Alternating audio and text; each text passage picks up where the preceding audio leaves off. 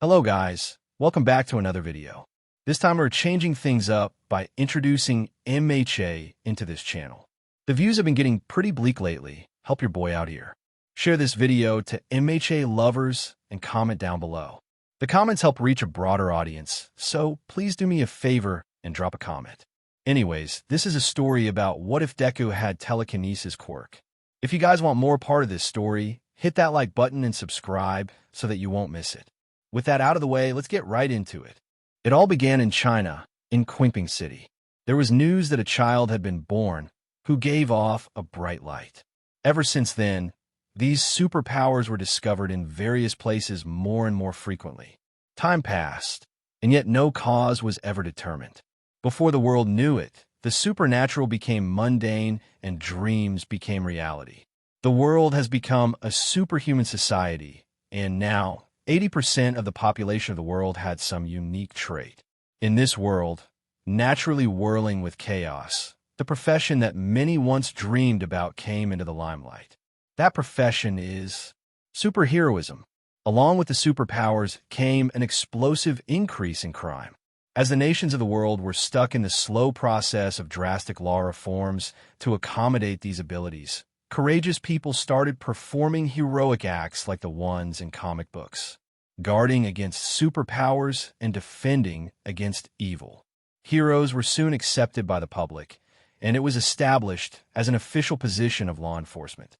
Based on their performance, they were paid by the government and gained renown among the masses. Of these masses, there was one boy who wanted to be a hero more than anybody else. His name is Izuku Midoriya. Kaken, please stop this, or I won't forgive you. A small boy with green hair stood between a group of 3 kids and another one who was on the ground, crying. Yeah, or what? The leader of the group, Izuku Bakugo, laughed, slamming his fist into his other hand's palm and releasing a small explosion with it. The hell are you going to do about it? Useless, Deku? The boy on Katsuki's left extended his fingers to be as long as his whole body, while the one on his right grew red wings out of his back. Why, you'll see. The green-haired boy, Izuku Midoriya, shouted defiantly. When I get my quirk, you'll regret this. Oi, you still think you'll get quirk, Deku? Katsuki yelled, eyes bulging with amusement. You're the only one in our class that hasn't gotten his quirk yet. I haven't ever heard of someone's quirk manifesting at your age, so just face it. You'll never get one, and you'll be a useless Deku for your whole life. Katsuki began lazily walking towards Izuku. No, you're wrong. Izuku screamed, tears poking at his eyes. The doctor said it should appear any day now. Katsuki broke into a run at Izuku, followed by his 2 partners in crime, laughing. Then stop me with that amazing quirk that you don't have. As they approached him, Izuku shut his eyes and held up his arms to brace himself. Kaken, stop, go away. Without thinking, Izuku shoved his arms out at his classmates in an instinctive reaction. He was surprised when, instead of a burning, blunt force to his face, he was only met with screams. What the hell? He heard Katsuki's voice yell. Izuku was so in shock of the unexpected turn of events that he couldn't even open his eyes for a few seconds. When he did, though, he saw his 3 preschool classmates floating in midair, surrounded by a soft green glow. His own hands were also surrounded by a similar glow. He couldn't see it, but his own eyes shined more brightly as well. Izuku became aware that he could feel some sensation from somewhere he hadn't felt before, deep inside. Deku, Katsuki yelled. What the hell is this? Is this? Izuku's face slowly lit up as he realized. Is this my quirk? But, at that moment, the glow disappeared from his hands and the group of bullies, and Izuku's fate was sealed. Really? Katsuki teased, laughing. After taking so damn long to get your quirk, I was expecting something decent at least. You postponed this for a few seconds, but you're still not worth anything in the end, Deku. With one stride forward, Katsuki drove his fist into Izuku's stomach, releasing a small pop against him. Laughing, the other 2 ran up as well and began to kick at Izuku's prone body. Izuku could barely see from between his hands, and with the occasional foot to his face, but he made out the figure of the other boy running away. At that moment, Izuku smiled. He smiled because he knew that now he had a quirk. He had a quirk, and he used it to help someone in need. Even if he had to be hurt himself, he still had a quirk that could be used to save others. He could be a hero, like he always dreamed, and save people with a smile on his face. That is why Izuku Midoriya smiled through the pain of being beaten by the other kids. Because he knew that he could be a hero. Even though the origin of quirks was unknown, the world was able to learn plenty about quirks and how they worked. In very rare cases, individuals could mutate a brand new and unique quirk. It was rare, but it could happen. More often, though, quirks were passed down hereditarily. Children normally would manifest their quirks by age 4, and they could be passed down from either parent or a combination of the two's quirks. If the quirk was a combination, it would be its own unique quirk, of course. But if the quirk was passed from only one parent, then it was usual for the child's quirk to be stronger in some way. This was the case with Izuku Midoriya's quirk. He got it from his mother, although her telekinesis was very limited. She, at most, could make one small object move towards her at a time. She couldn't push them away, she couldn't hold them in place, and she couldn't do it to anything larger than her purse. But since Izuku inherited only from her quirk and not his father's, which was the ability to breath fire, his telekinesis was much more advanced from start. He could pull things toward him like his mother, but also push them, hold them in place, raise, lower, twist, and turn them. He could hold multiple objects in midair at once and move them independently of each other. Of course, he still had his limits. Those limits were determined by the weight of the objects rather than something like the size. When his quirk first manifested, he was able to lift up 3 preschoolers for a few seconds. As he grew up, however, his quirk naturally strengthened and he became used to using it. At the time of his 3rd year of attendance at Aldera Junior High, lifting up something like the kitchen table for an extended period of time wasn't too much trouble. He could even almost lift his mother's car a few inches off of the ground for a second. And that's where this story began, Aldera Junior High. Well, you're all in your 3rd year, so it's time to get serious with thinking about your futures, the teacher announced. I have the course recommendation forms right here, but, oh, who am I kidding? You're all going for the hero course, right? He was met with an enthusiastic, "Yes, sir," simultaneously from every student who began showing off their quirks. Even Izuku, who enthusiastically raised his pencil and his notebook, which was titled Hero Analysis for the Future, along with his hand. "Ah, very good," the teacher exclaimed. "You all have such wonderful quirks. But just remember, it's against school rules to use your quirks in the classroom." Izuku was the only student who seemed to notice the reference to the rule being broken, immediately deactivating his quirk. "You all have wonderful quirks, eh?" Katsuki Bakugo, who was in Izuku's class, remarked snarkily. "You shouldn't lump us all together like that. I'm not going to stay stuck at the bottom like the rest of these rejects." That was uncalled for Katsuki. How rude, arrogant bastard. The whole class exploded in anger at Katsuki, while Izuku just sighed and ignored his usual cockiness. "You should all shut your damn mouths like the extras you are." Katsuki laughed mockingly. "Oh, you're applying for UA if I remember. Isn't that right, Katsuki?" The teacher remarked, flipping through a clipboard. "Yeah, the national school. They were in the top 0.2% this year. But their acceptance rate is super low." The anger towards Katsuki quickly became admiration, while Izuku suddenly became scared that his teacher would mention that he also wanted to attend UA. "Exactly, and that's why you're all extras," Katsuki announced to the whole class before jumping onto his desk. "I aced the mock test. I'm the only one from this school who has any chance at getting into UA. I'll surpass All Might and definitely become the #1 hero. My name would be inscribed in the list of top earners." "Oh yeah," the teacher said, looking at his clipboard. "Oh no, oh no, oh no, oh no. No, no, no, no, no." Izuku screamed inwardly, dreading the inevitable.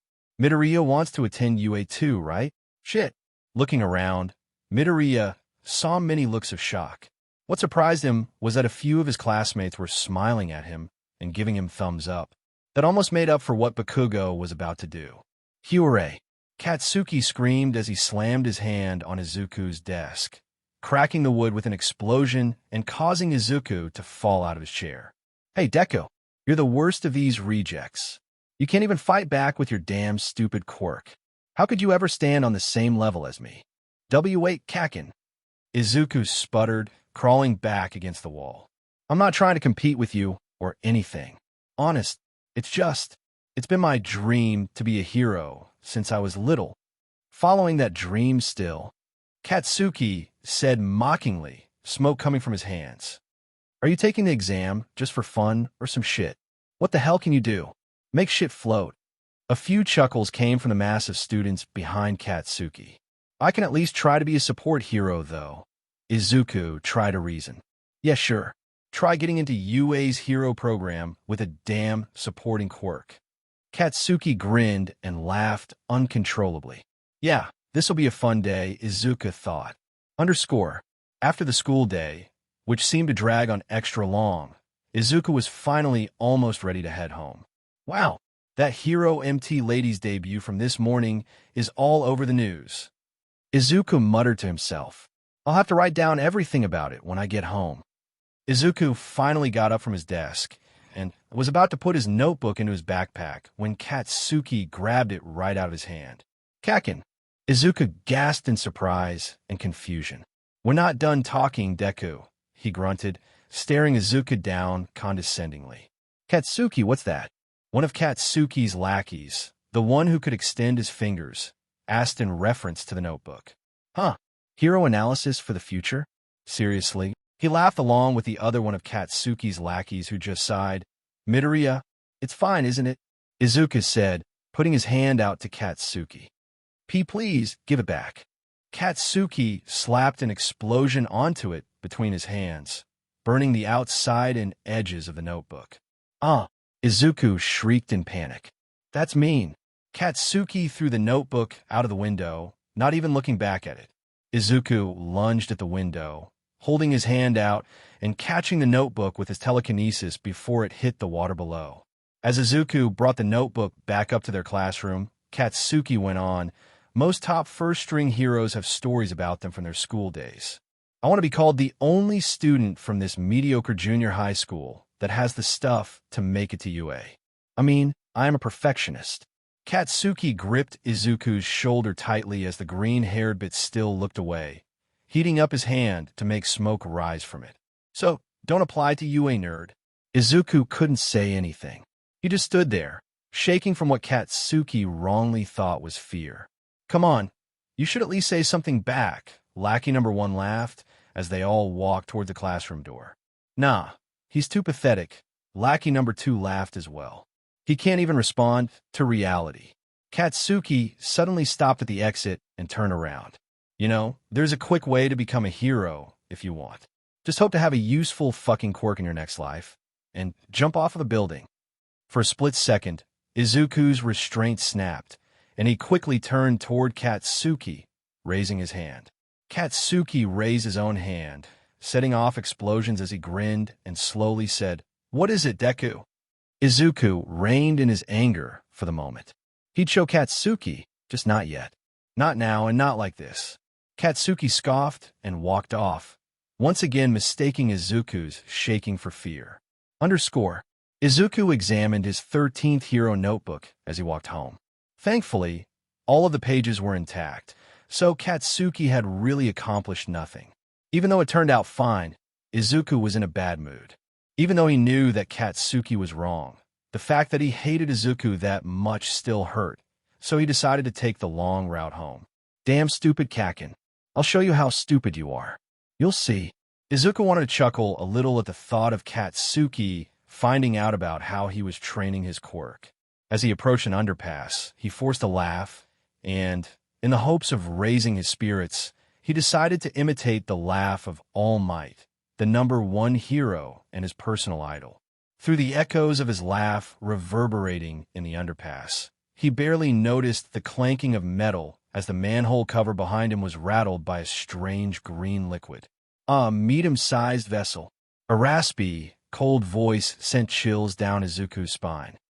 It'll do. Izuku whipped around, raising his hands in defense instinctually. But before he could even think, he was covered and wrapped up in a green, sticky goop. Relax, kid, the voice said, prompting Izuku to look up and see two eyes floating in the fluid. I just need to borrow your body for a moment.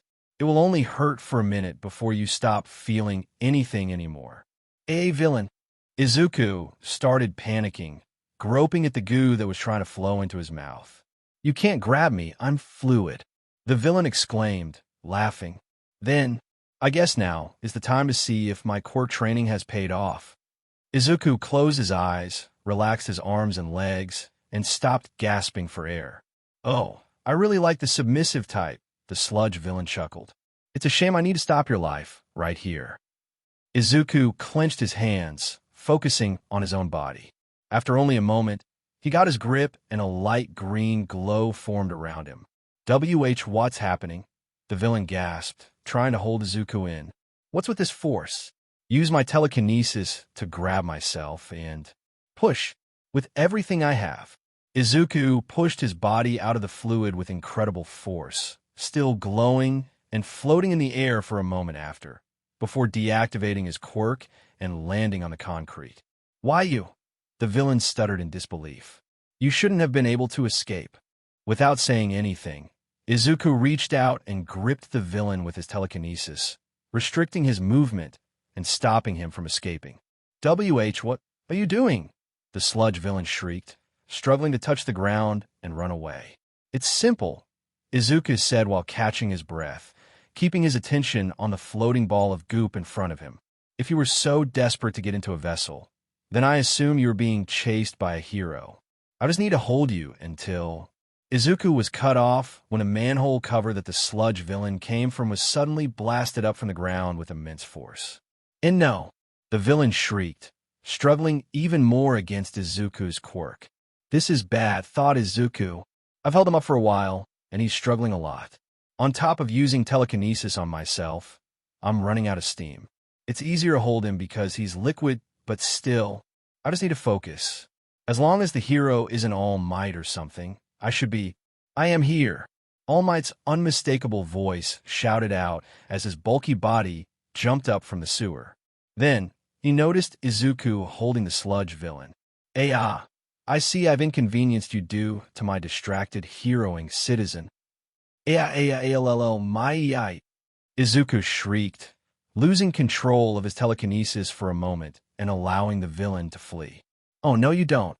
All Might yelled as he rushed past the villain to its front and delivered a powerful punch, Texas smash, that sent the villain splattering across the street. All Might. Izuku stammered, pointing at the pro-hero in disbelief.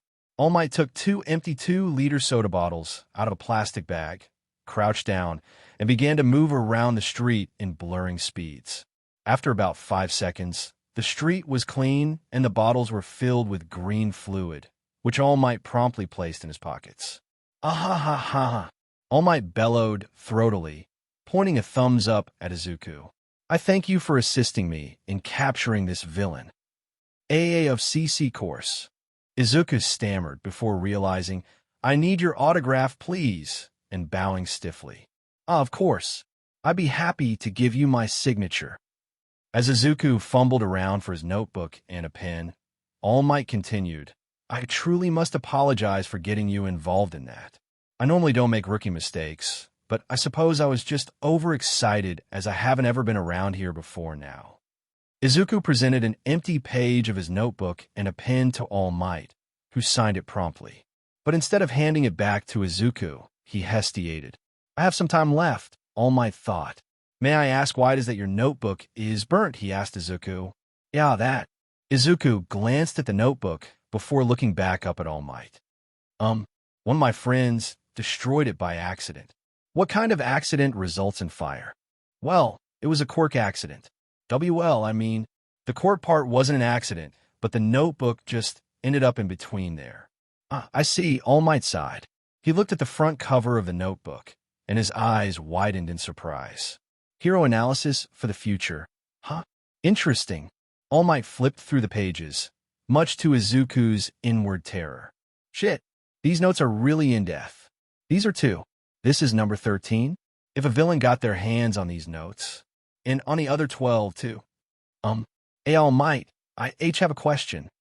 Izuku stammered, ignoring the fact that his idol was looking at his most embarrassing hobby. Yes, of course. All Might replied, handing back the notebook. But please make it quick. I'm actually running short on time. Izuku liked to think that he was confident with himself, with his quirk. But even though he knew that Katsuki was full of shit, he was still affected by the constant berating more than he'd admit. And more than he knew. All right, I'll make it quick. Izuku gathered up his courage and breathed in deeply before asking. Can someone like me? With my quirk can someone become a hero with a quirk like mine? Is that what? All Might stared at Izuku in confusion, before letting out a hearty laugh. Ha ha ha ha. Is that what you're worried about? Of course. From what I've seen, your quirk is plenty worthy of a hero. I didn't just see you holding that villain. To be honest, I watched you for a moment from the sewer grate. Ah ha ha ha. Oh really? Izuku yelped, thinking about All Might having seen his quirk completely in action. But the praise was too much, and tears of joy began running down Izuku's face. Even though Izuku already knew, to be told by one's idol that you can accomplish your biggest dream would be a life-changing experience for anyone. Yes, the way you manipulated your own body, as well as that of the villain, were each impressive on their own. However, you did both. You truly have great potential in that quirk of yours. Izuku collapsed to his knees, clutching at his chest and sobbing. Thank you. All Might. All Might placed a hand on Izuku's head before saying, I must go now, but never give up on that dream. Achieve it. I hope to work with you as a fellow hero one day, so keep at it. I'll see you around. With a small salute, All Might launched himself into the air, leaving Izuku sobbing on the ground. That kid, he might be the one, but I don't know much about his personality. Besides, with that sobbing, he doesn't seem very courageous. Well, I'll keep an eye on... Wait, did I get his name? Izuku slowly rose and wiped his eyes dry on his sleeve. He could do it. For the first time since his quirk first manifested, he was sure that he could be a hero. He resumed walking homeward. He went slowly, not anymore because he wanted to settle down from Katsuki, but because he wanted his meeting with All Might to sink in before he went home to his mother. Izuku was just a minute or two away from his house when his attention was caught by an explosion. He looked to his right and saw a black plume of smoke just a few blocks away. Without even thinking about being late, he ran over to see what the commotion was. When he reached the shopping center, his heart almost stopped when he saw the Sludge villain wreaking havoc on multiple pro heroes. He must have escaped from All Might. Izuku thought, where the heck even is All Might? Izuku looked around, but the only person sticking out in the crowd was an emaciated blonde man that just happened to be wearing the same white t-shirt and gray pants as All Might was that day. Hey, why aren't the heroes moving in? The person next to Izuku asked another, catching Izuku's interest. Apparently, the other person said in a worried tone, the villain took a middle schooler hostage. Izuku immediately panicked and pushed through the crowd to get to the safety barriers. He looked for anyone being held hostage, but couldn't make anything out for a few seconds, until he saw Kaken. Without a second thought, Izuku vaulted over the safety barrier and ran towards the villain holding Katsuki Bakugo. He could hardly hear the heroes yelling after him over his heartbeat pounding in his ears. What the hell am I doing? Izuku thought as he ran. My legs are moving on their own. Stop, damn it. The villain spotted Izuku running at him and laughed. Oh ho ho. Are you back for more? Sorry, but I've already found a better vessel than yours, so I'll just kill you instead. Shit, I gotta think. Izuku thought frantically. I'm so damn pathetic, thought the emaciated man behind the crowd. That's it. Page 25. Izuku took his backpack from his shoulder and threw it at the villain. Distract. I'm pathetic. As the contents of Izuku's backpack flew through the air, he used his telekinesis to aim his school supplies into the villain's eyes. Arg, I can't see, you damn kid, the villain yelled, momentarily removing the fluid from Katsuki's mouth to rub his eyes. I'm so completely pathetic. Kakin, Izuku yelled as he reached the villain, throwing his hands into the fluid. I got you, dumbass Deku. Katsuki yelled furiously. I can't even blast my way out. So what the fuck can you do? Izuku didn't say anything else. He just focused on pulling Katsuki out, and a soft glow soon shined through the green fluid. I don't need your damn help. Katsuki screamed at Izuku before being wrenched from the villain by Izuku's quirk. How can I deserve the title of #1 hero if this is how pathetic my resolve is? The body of the emaciated man, standing behind the crowd, began to fill with muscle and power as smoke flew off of his body. Izuku grabbed Katsuki from midair and pulled him with both his arms and his quirk simultaneously, which lightened the load on each. And then Izuku smiled. He smiled because he knew that he had a quirk that could help others. He knew that he could be a hero. But then Izuku saw a white blur flash by. He deactivated his quirk, setting Katsuki down on his feet, and turned around. Why the hell did? Katsuki started yelling at Izuku, but cut himself off when he also saw. All Might was in a lunge, reeling back his arm. Drew it. Smosh! All Might threw his fist into the villain, causing him to splatter all around the street and stores. The immense force of All Might's strength blew a huge wind pressure out in all directions, causing both of the boys, the other heroes, and the crowd to stagger back. The clouds whirled around in the sky and collected over the scene before sending down a light rain pour. Is this rain? He changed the weather with his wind pressure. Well, that's All Might for you. The crowd outside of the shopping district cheered and gawked at All Might. Izuku and Katsuki, however, just stood in shock, staring at the large man. All Might slowly turned toward the two boys and gave them a thumbs up, showing them his wide smile. Quickly, the boys were surrounded by the press and heroes. Katsuki was praised for his bravery and perseverance, and for having such a flashy quirk. Izuku received some light scolding from the heroes for being reckless, but was also praised by them and the press for rescuing Katsuki. Could you tell us why you jumped in to save the other boy? One lady asked, holding up a microphone to Izuku. My legs just started running on their own, and it just happened. He stuttered nervously. I see. Thanks for your time, Do you mind giving us your name? You don't have to. No, it's fine. I'm Izuku Midoriya. Well, thank you for time, Midoriya. Izuku wanted to talk to All Might too, but he was surrounded by the news at the moment, and Izuku was already satisfied with their earlier conversation. So he headed home. Oi, Deku! Katsuki yelled, running up behind Izuku before he could make his way home. Yeah, Kakin? Izuku asked, turning around. He was in too good a mood to feel intimidated or angry at his old friend. I'll admit that your quirk ain't completely worthless, but it still isn't shit compared to mine. Katsuki yelled, waving his fist at Izuku. I don't owe you shit, because I didn't need your help. This changes nothing. Katsuki turned around, hands in his pockets, and grumbling to himself, and walked toward his house. Izuku once again wanted to laugh at his friend's attitude, but he held it in this time. He continued his own walk home until, at an intersection, he was met with the large form of All Might. I am here, All Might stated loudly. All Might. Izuku shouted, falling back on his butt. What are you doing here? I was not satisfied with our last talk, young man. And also, I don't believe I ever got your name. It's Izuku Midoriya. Well, young Midoriya, earlier, I told you that you could be a hero, that your quirk was worth of being one. But having a strong quirk is a poor argument for becoming a hero. What do you mean? What do I mean? When that villain had taken the boy, there were multiple professional heroes there who hesitated to take action. You, however, did not. Even though you told me that you're unsure of your ability, you didn't hesitate to jump in and save a life.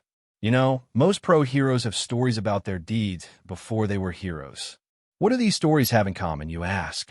They all happened when those heroes jumped into action before they even realized what happened. It was the same here, wasn't it? Your legs moved before you even realized. Wow, yes, All Might. Today, you were the most heroic person there. Young Midoriya, I said earlier that you could be a hero, but I now see that you have what it takes to become one of the greatest heroes of all time. So please, allow me to foster your growth. I can help you become that hero. So what do you say? Will you train under me? Wait, what? Izuku shrieked, perfectly aware that there was no way this was actually happening, and he was probably dreaming. That's a lot to drop on me at once. Ha. There's more to drop on you, but don't worry. Not all at once. Listen, here's the thing. All Might crouched down next to Izuku, who was sobbing now. I must know now. If you accept, then we will begin Saturday. I will also impart onto you a secret of mine, though I cannot do that if you decline. This is a lot, but Of course, Izuku cried, wiping his eyes with his sleeve before smiling up at All Might. I'll train under you, All Might. Very well. All Might thundered, standing back up to his full height. Saturday morning at 5 a.m., meet me at the Dagoba Municipal Beach Park. You don't need to bring anything except for yourself. I'll go over the specifics of your training tomorrow. So that's all I have to say for now. All Might, thank you, Izuku said, his tears replaced with a look of determination. I won't let you down. I'll see you then, All Might said, as smoke started coming off of his body. Shit. Without another word, All Might rocketed away, leaving Izuku alone in his excitement and glee. At that moment, Izuku decided that, even if this was a dream, it was the best dream he'd ever have. But of course, this was no dream. This is the story of how Izuku Midoriya became the world's greatest hero, and also how he became part of the world's greatest hero duo. Hey Mom, Izuku called out as he arrived at their apartment. I'm home. Izuku, his mother, Inko Midoriya, cried out as she ran to him and gripped him up into a tight hug. Inko Midoriya was still almost as youthful and fit as she was 10 years before. She had been worried about Izuku before he developed his quirk. In fact, she probably would have taken to stress eating if Izuku had remained quirkless. It was moments like these, though, that made her wonder if she should be stress eating anyway. What's wrong, Mom? Izuku stammered, almost having forgotten about the villain attack because of his encounter with All Might. Why you were late, and the TV was on and there was a villain attack. And why you? Mom! Izuku cut her off, grabbing her shoulders to steady her. Calm down, I'm fine. They interviewed you, and I heard about everything. Oh yeah, I forgot that they asked me a question. How do you forget that? Inko shrieked. Were you hit on the head? Where is it, sweetie? I can fix it. And no, I wasn't hit on the head. Izuku couldn't help but laugh at his mom's hysteria. Actually, today turned out to be one of the best days of my life. Because you were rescued by All Might. No, but that to have to do with it, I guess. Izuku proceeded to tell his mom about the events of the day.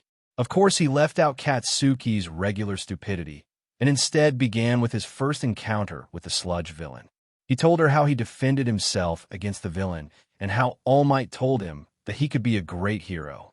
He told her how he then saved Katsuki from the same villain, and the speech that All Might provided him just a few minutes ago. He's going to train you, Inko screeched in disbelief. All Might is going to personally train you. Yeah, isn't it great? Izuku beamed, unable to contain his happiness. That's amazing, Inko cried, hugging her son. I'm so happy for you. Tonight, I'm making the best Katsudon ever. Oh, I can't wait, Izuku said, his mouth watering. Well, I'm going to do my homework right now. All right, Izuku. I'm going to put on dinner in just a bit. Inko patted his head before he got up and brought his backpack to his room. After dinner and before going to bed, Izuku stood in front of a punching bag, which was hung from the ceiling of the third bedroom in his apartment. At least, it was supposed to be a third bedroom. It was never used since Izuku was an only child and was just filled with boxes as time went on. About a year and a half prior now, Izuku decided that he wanted to develop his quirk in some new ways and converted the room to a training room. There was a weight machine and some dumbbells in the room that accumulated over time, along with the punching bag that Izuku stood in front of now. All right, I need to control this now, Izuku thought to himself as he breathed in. I don't know if I'll be able to practice this once I start training under All Might. Izuku brought back his right arm and focused on it with his mind. Slowly, his arm began to glow with a soft green light. He opened his eyes, which were also glowing, to focus on the bag in front of him. Move my arm. Right there. Izuku used his telekinesis to shoot his arm into the punching bag. The force of the hit generated a loud thwack, and the bag was thrown off of the chain that held it to the ceiling. Izuku's hand barely felt it, supported by the force of his quirk, but the amount of focus it took to confine his quirk to just his arm and then to move it was very tiring. Damn it! How can I get more force into this? Izuku began rapidly muttering to himself, thinking up and swatting down ideas out loud. He didn't even notice when his mother walked in. Izuku. Inko tapped Izuku's shoulder, breaking his muttering. You should get to bed if you want to be rested for school tomorrow, all right? Okay, Mom. Sorry, I lost track of time. It's fine, just get some sleep now. Izuku went to his bedroom and set his alarm. He fell into a peaceful sleep, feeling glad that he would be able to train with his idol, All Might. But he didn't know what kind of hell the next 10 months would be. Welcome to Dagoba Municipal Beach Park, young Midoriya. Izuku, who had shown up to the beach 15 minutes early, was surprised to hear a voice. He looked around until his eyes landed on a blond, emaciated man standing on the sand. His clothes were extremely baggy. I saw you at the incident with the Sludge villain the other day. Izuku exclaimed in recognition. Oh, you saw me there? The man stuttered, obviously nervous about something. Yeah, are you a friend of All Might's? Izuku asked, approaching the man. Well, I suppose you could say that, the man exclaimed, laughing before coughing up a small bit of blood. Are you okay? Izuku shrieked as the man wiped the blood from his mouth. Of course I am. Young Midoriya, my name is Toshinori Yagi, and I'll be helping you train for this week. Toshinori held his hand out to Izuku. It's nice to meet you, Mr. Yagi, Izuku said politely, shaking hands with the man. I thought that All Might would be here, though. If you can make it through this week, Toshinori said with a grin, then All Might will come. And he'll share that secret with you then, as well. Yeah, all right, sir. I see. So, what will we be doing this week? Well, do you see all of this garbage? Toshinori asked, pointing behind himself at the beach, which was covered in what looked like a small dump. Yes. Well, for some reason, the tide washes up a lot of garbage in this spot of the beach park. People used that as a cover for their own illegal dumping, and it was just ignored for so long that it's ended up this badly. When heroes first appeared, they did mostly volunteer work. No matter how boring or tedious it may seem compared to fighting bad guys, we cannot forget those roots. By the end of this week, you must clear this entire section of the beach and restore the horizon.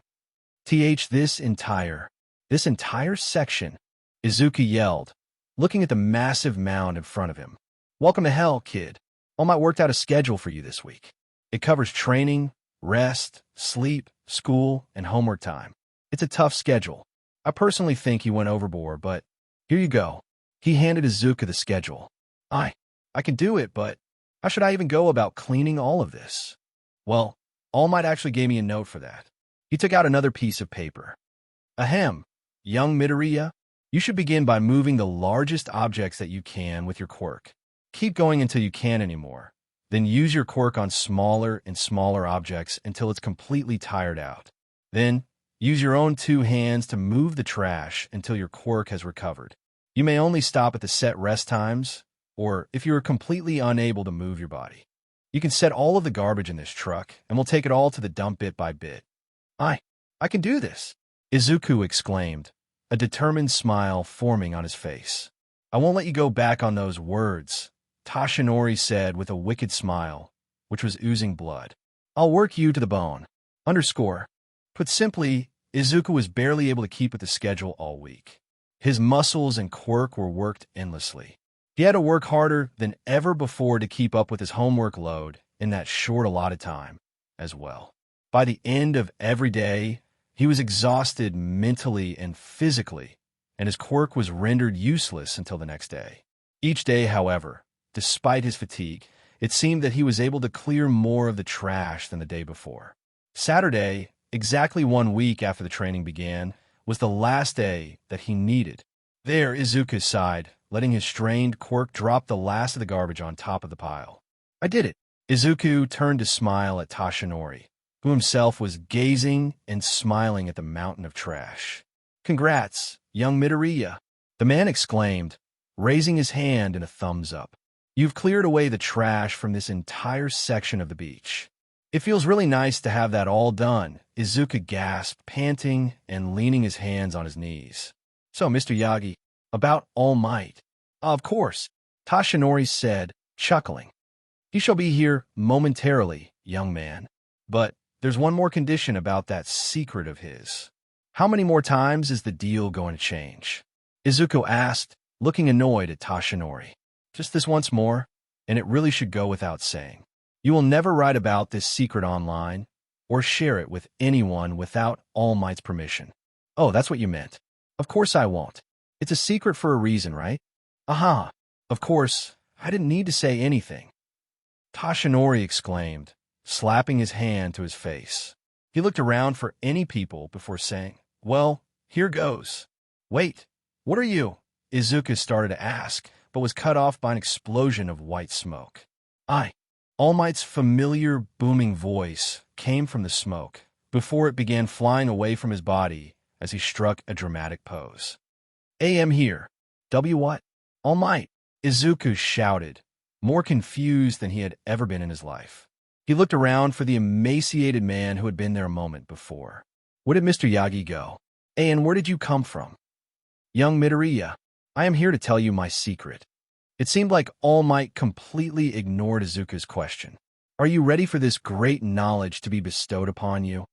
Why, yes, I am. But where did Mr. Yagi go? Ah, yes. My secret, in fact, concerns that man, Tashinori. He and I are, in truth.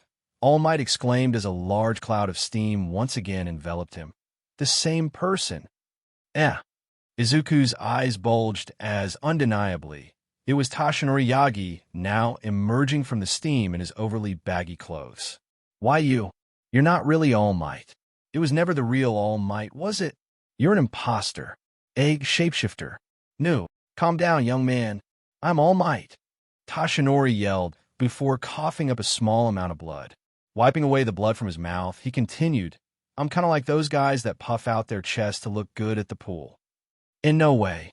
Tashinori walked over and sat against the railing above the sand before lifting up his baggy shirt, which revealed a large scar covering his torso. About 5 years ago, I had a fight with a villain that ended really badly. My respiratory system was almost completely destroyed, and I lost my whole stomach. I've withered away because of the after effects of many surgeries. As of right now, I can only be All Might for about 5 hours per day. 5 years ago, Izuku repeated, tapping his fingers on his chin. Wasn't that when you fought Toxic Chainsaw? You've done your homework, fanboy.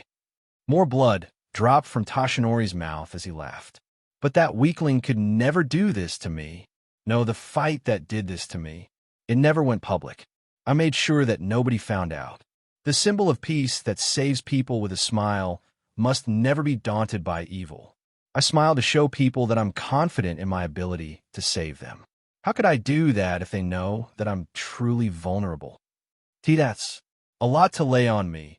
Izuku sighed, sitting down next to Tashinori. Of course it is. I told you last week, didn't I? There's certainly a lot. The emaciated man stood up and turned around to face Izuku. Young Midoriya, heroes are constantly laying their lives on the line, taking risks to help others. That day, when you saw me in the crowd, I was out of time for hero work. But seeing you jump out inspired me. You saved me from being all talk, young Midoriya, from being a fake hero. I am honored, Izuku exclaimed, jumping to his feet. Aha! I assume that you're going to apply for UA. Why, yes, of course. Izuku confirmed. It's because it's the school you went to. Well, I'll be training you from now until the entrance exam. Tashinori grabbed a packet of papers out of his pocket and handed it to Izuku. I'll be helping you train your quirk, of course, but I'm also going to push the physical limits of your body. Training my body? What? Do you think a good quirk and conviction are all that make for a good hero? Your quirk may be very strong, but you'll need some physical ability outside of that. Tashinori grinned. Not to mention, I will one day offer you my own quirk. Izuku looked down at the packet of papers in his hands, which was a typed schedule for the next 10 months of his life. Underscore. Every day after school, and on the weekends, except Sunday, which was a physical rest day, Izuku was pushed past his limits. He cleared the rest of the entire Dagoba Beach Park of trash within the month, and then All Might started giving him specified workout routines for his body and also his quirk. Slowly, Izuku became incredibly adept at using his telekinesis. All Might put the quirk through many workouts, each one specified for improving different traits. Some helped him use it without focusing as intensely on it, as he had to work his body while also holding up and moving other objects with his quirk. He lifted many light objects or single large ones to affect the endurance and also the strength of the telekinesis. He rhythmically and repetitively moved objects in an attempt to increase the speed at which he could move them. For his body, he was given a different muscle group to focus on for each day, tearing apart his body as he did so. He even worked out during class, with some forearm clutches under his desk and occasionally air sits during note-taking and lectures. Underscore. 3 months into the training, Izuku once again stood before the punching bag in the spare room. This was his third attempt in the last month alone. Focus, he repeated in his mind for the 10th time, before his arm glowed and he brought it back. Move it. There. Izuku's arm hit the bag and sent it off of the chain, connecting it with the ceiling for the 3rd time this month, although with admittedly more force. I'm not ready yet. Damn. Underscore. 8 months into the training. Move my arm, right? There. Act. Izuku screamed in pain as his arm was popped out of its socket. After taking a moment to recover from the shock and pain in his arm, he looked up to see that he hadn't knocked the punching bag off of its chain.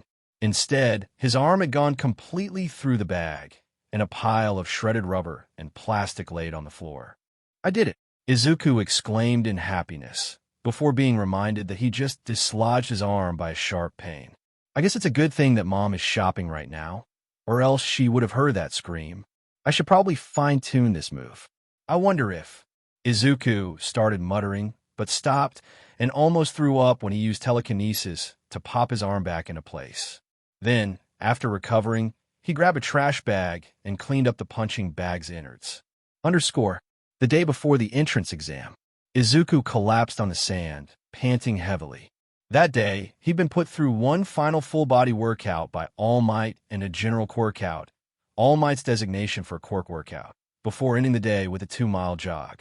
That jog ended up finishing right at the Dagoba Municipal Beach Park, the place where it all started. What a view, All Might boomed, pulling up Izuku's head so he would see the sunset. I wonder, who was it that restored this wonderful beach? Huh, I did, Izuku said through his panting. HM? I couldn't hear you, kid. I said I did, Izuku yelled, looking out at the ocean. Quite the transformation from what it used to be, wouldn't you say? Yeah, you've gone through an impressive transformation yourself, young Midoriya. All Might held up his phone, and on the screen was a picture of Izuku, crying on the beach. When did you take that picture? This is you from 10 months ago. Izuku stared at himself in the past.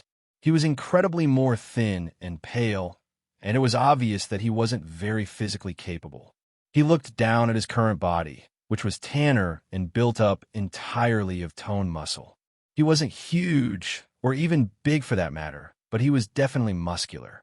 That's embarrassing, Izuku sighed bluntly, cocking his head to one side. Ah ha ha ha, I like you, young Midoriya. All Might boomed, with his hands on his waist. You are ready to ace the UA entrance exam. Thank you so much, All Might, Izuku exclaimed, smiling wide enough to rival his hero's own smile. This is the last time I'll be personally training you. I assume you can keep up this pace, and I'll be keeping an eye on you as a hero. Now, go home and get some rest. You'll need it for tomorrow's entrance exam. Yeah, you have no idea what all of this means to me, All Might. All Might. The voices of 6 people running up the beach caused Izuku and All Might to turn their heads, and they both paled at the approaching group. Run, young Midoriya, Run! All Might and Izuku each ran off of the beach, all the way to the Midoriya residence, before All Might deflated to his true form. I'll be seeing you another time, young Midoriya, All Might said, smiling down at the boy. You better get into UA, you hear me? All Might put up his fist. I will, All Might. Thanks again for everything. Izuku met All Might's fist with his own. This kid, he has a true drive to be a hero.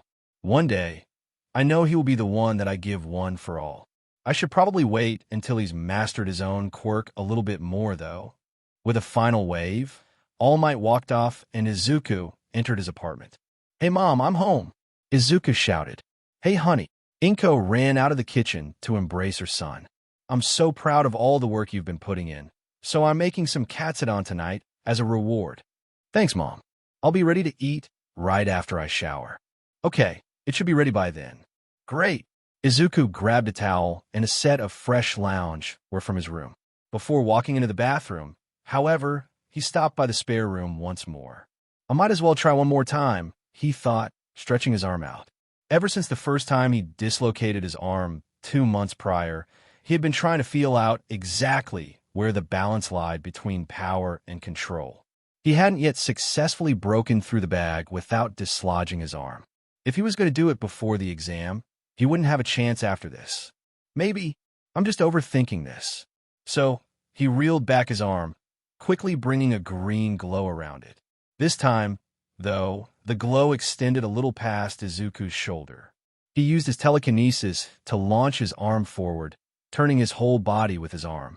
He felt his hand enter the front and exit the back of bag, and the lower half of it quickly fell to the floor. Stretching his arm, Izuku could feel that he probably overstretched it, but it was still all connected. He couldn't help but smirk as he left the room to take a shower. The morning of the exam. Outside the massive structure of UA, Izuku Midoriya paused and looked up, marveling at the grand scale of the high school.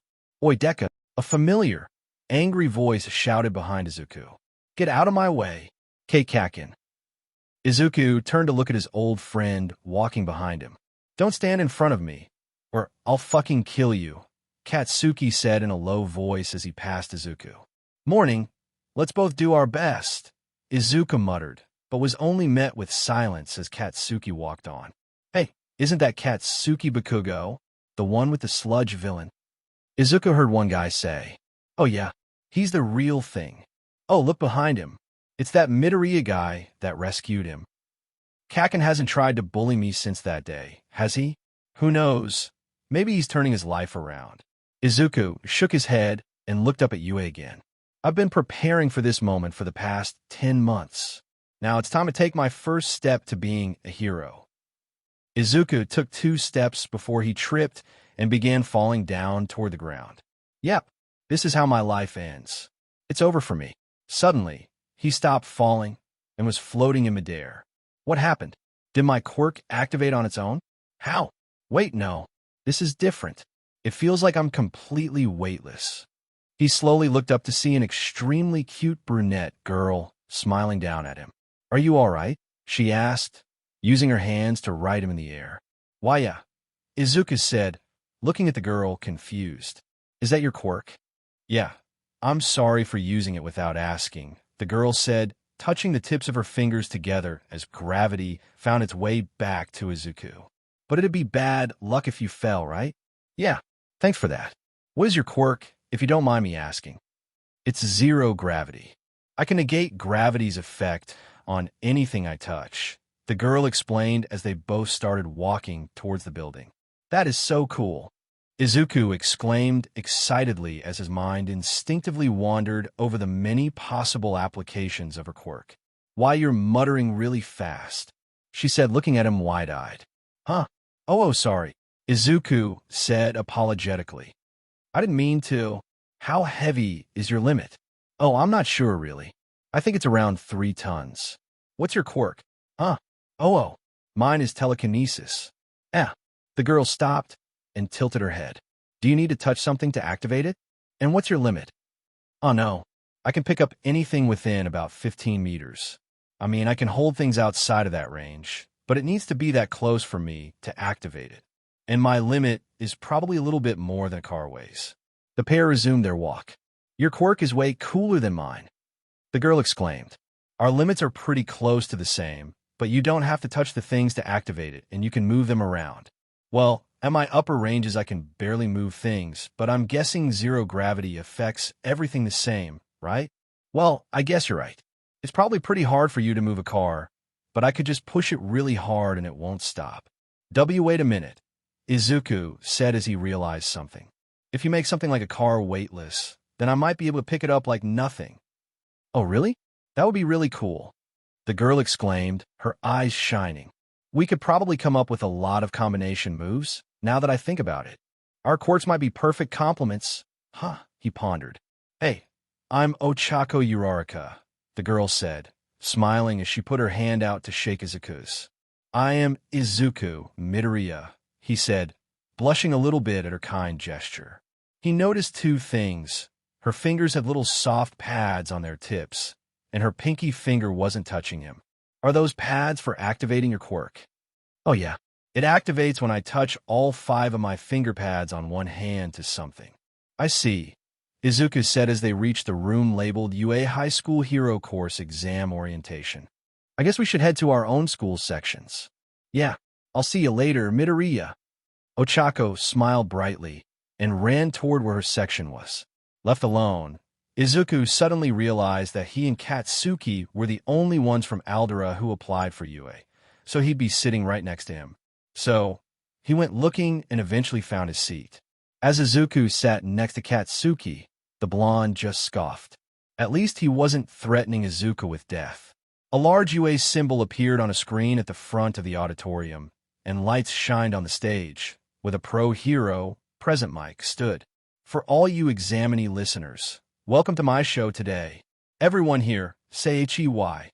Present Mike shouted enthusiastically, only to be met with silence by the crowd. Izuku would have spoken up if he hadn't been so excited to see Present Mike in the first place. Present Mike shrugged. What a refined response. Then, I'll quickly present to you the rundown of the practical exam. Are you ready? More silence. Present Mike. The voice hero, Izuku excitedly whispered as quietly as he could. I'll listen to him on the radio every week. I'm so moved. I guess all the UA teachers are heroes, huh? Shut the fuck up, Katsuki hissed, but Izuku paid him no mind. As it says in the application requirements, Present Mike continued, you listeners will be conducting 10-minute mock urban battles. You can bring whatever you want with you. After the presentation, head to the battle center that was assigned to you, okay? In other words, Katsuki whispered harshly, they won't let people work with friends from their own schools, huh? You're right, Izuku said, looking at their exam tickets. Even though our examinee numbers are consecutive, we're going to different battle centers. Don't look at my ticket. I'll kill you, Katsuki hissed. Damn it. Now I can't crush you. Izuku held back a chuckle. Yup, he's still the same. There are 3 types of faux villains in each battle center that you can destroy for villain points. Present Mike called out. There are 1-pointers, 2-pointers, and 3-pointers. Your goal is to accumulate points by immobilizing these faux villains. Excuse me, may I ask a question? A tall boy with short black hair and glasses yelled, raising his hand. Okay, Present Mike said as a spotlight shined on the boy. The printout says there are 4 types of villains. If that is a misprint, as it seems to be, then UA, which is the most prominent hero school in Japan, should be ashamed of that foolish mistake. We examinees are here in this place because we wish to be molded into exemplary heroes. In addition, the boy said, turning toward Izuku, you with the curly hair, you've been muttering this entire time. It's distracting. If you're here on a pleasure trip, then you should leave immediately. Izuku hadn't even realized he was muttering. He quickly said, I'm sorry, and a few giggles came from the crowd. Okay. Examinee number 7111. Present Mike shouted, bringing everyone's attention back to him. Thank for the message. The 4th villain is worth no villain points. He's an obstacle, so to speak. There's one in every center that'll go crazy in small areas. It isn't invincible, but there's no reason to fight it either. I recommend avoiding it. Thank you very much. Examinee number 7111 shouted with a bow. Please excuse my interruption.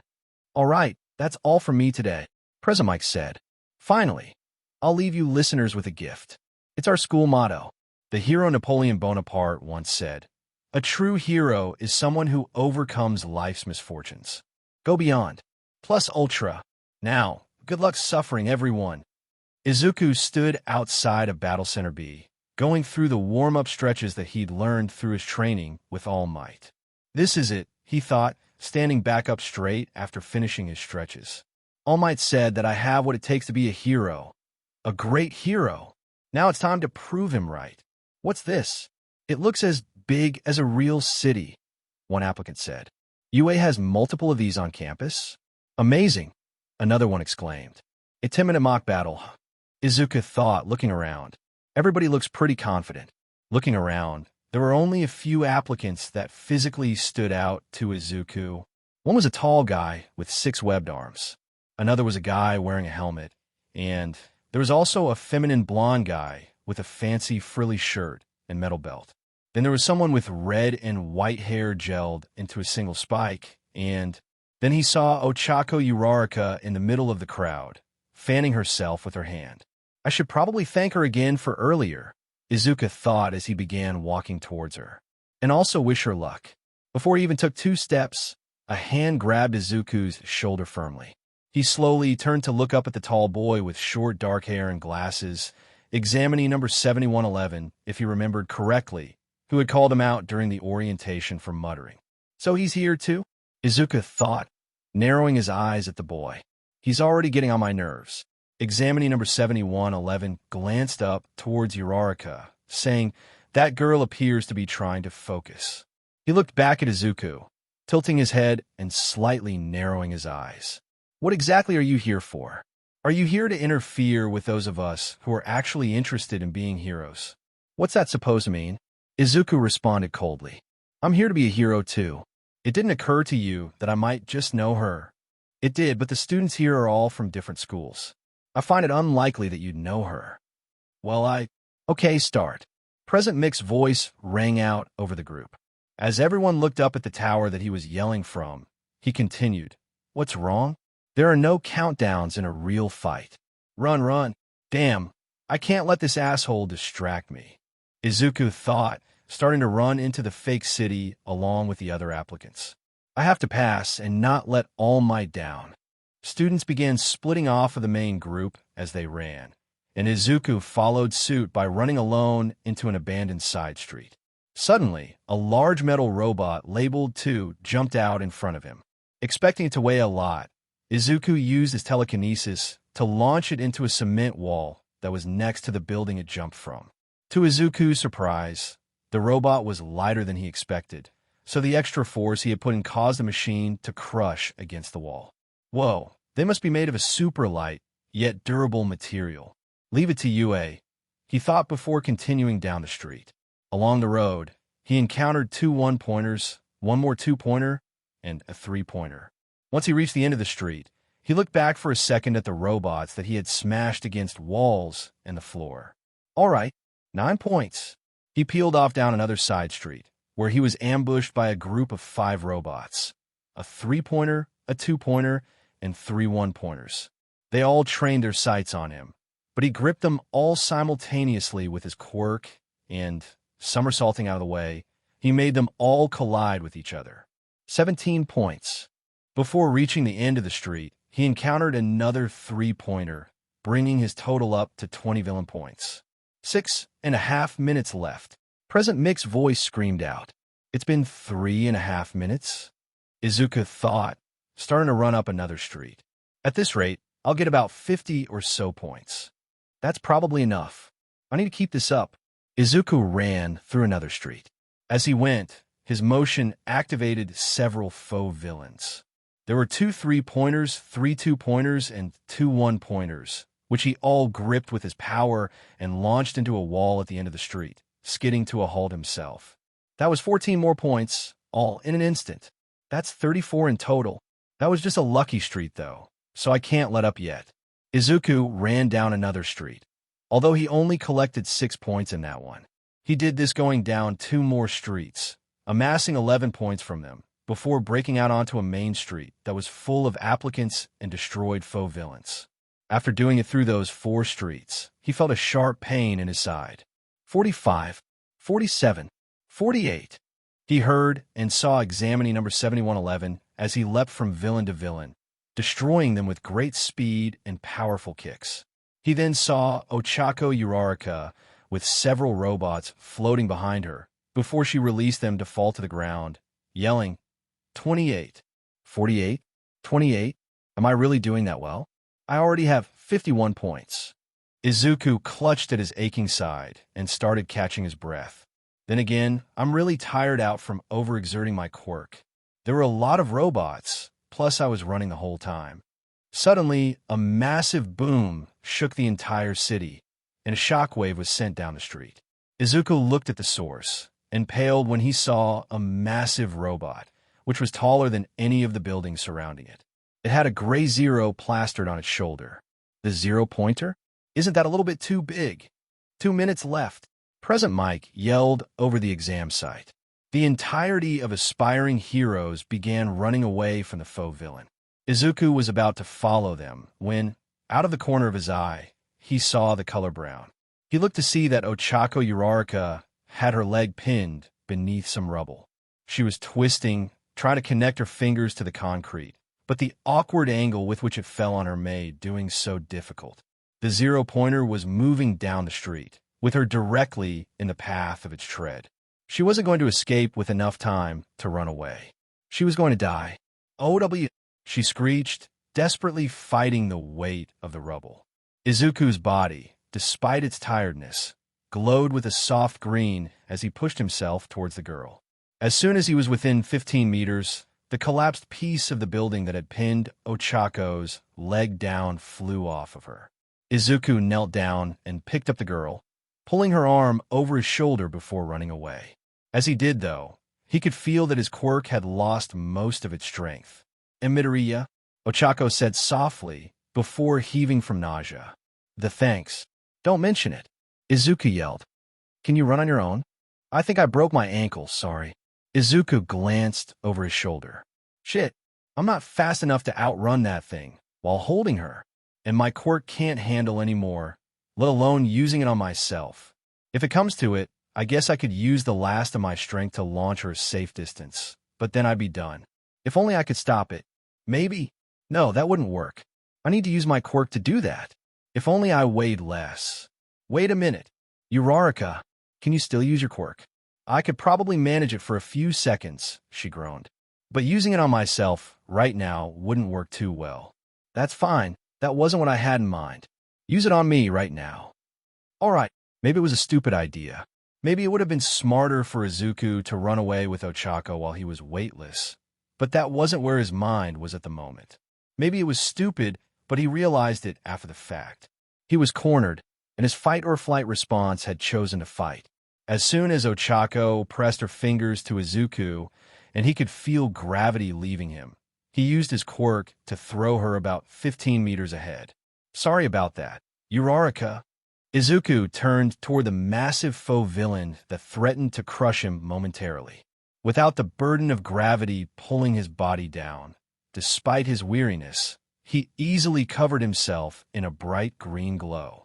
Leading with his right fist, he flew directly up and into the massive 0-pointer. He moved so fast that he generated a shockwave as he leapt up. He entered through the lower torso of the robot and exited through the back of its head. His body was mostly well protected by the force of his telekinesis, but the impact broke his fingers, dislocated his wrist, and broke his forearm. The bits of debris from the machine also ended up cutting him all over. He looked back down at the robot he had just ripped through, which was now falling backwards, exploding in multiple places. It hit the ground with a deafening thud, which let off a shockwave that sent Izuku back a little bit.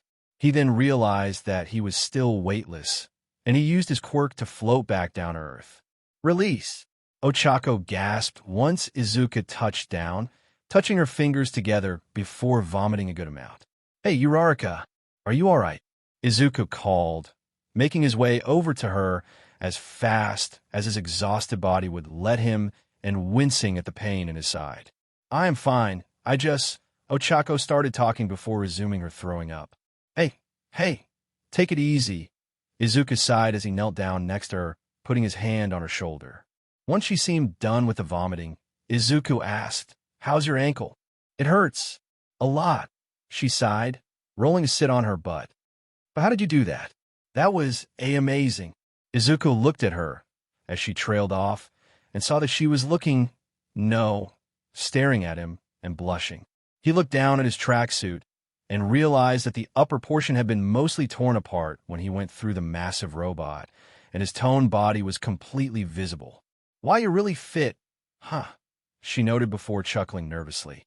"Couldn't tell while you were wearing that tracksuit. Well, I guess." Izuku blushed a bit and looked away.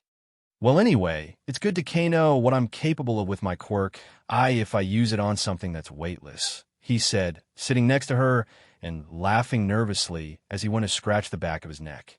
"Ouch. I think I broke my arm, though." "Well, of course you did," Ochaco yelled, gently grabbing his arm to look at his hand. "You punched through that whole thing. I'm surprised that didn't shatter your whole arm up to your shoulder." "That was probably a stupid idea, hey. I probably should have just escaped with you once you made me weightless. But at least we confirmed that our quirks work well together, right?" "Yeah. Oh, hey. Maybe we should become a hero duo once we graduate from UA. I mean, if we both pass the exam." Ochaco laughed uncomfortably. "She's really cute when she laughs," Izuku thought, laughing nervously alongside her. "And her accent is a little cute, too. I wonder where she's from." "Time's up. It's over." Present Mike yelled over the exam site. "Aw, man."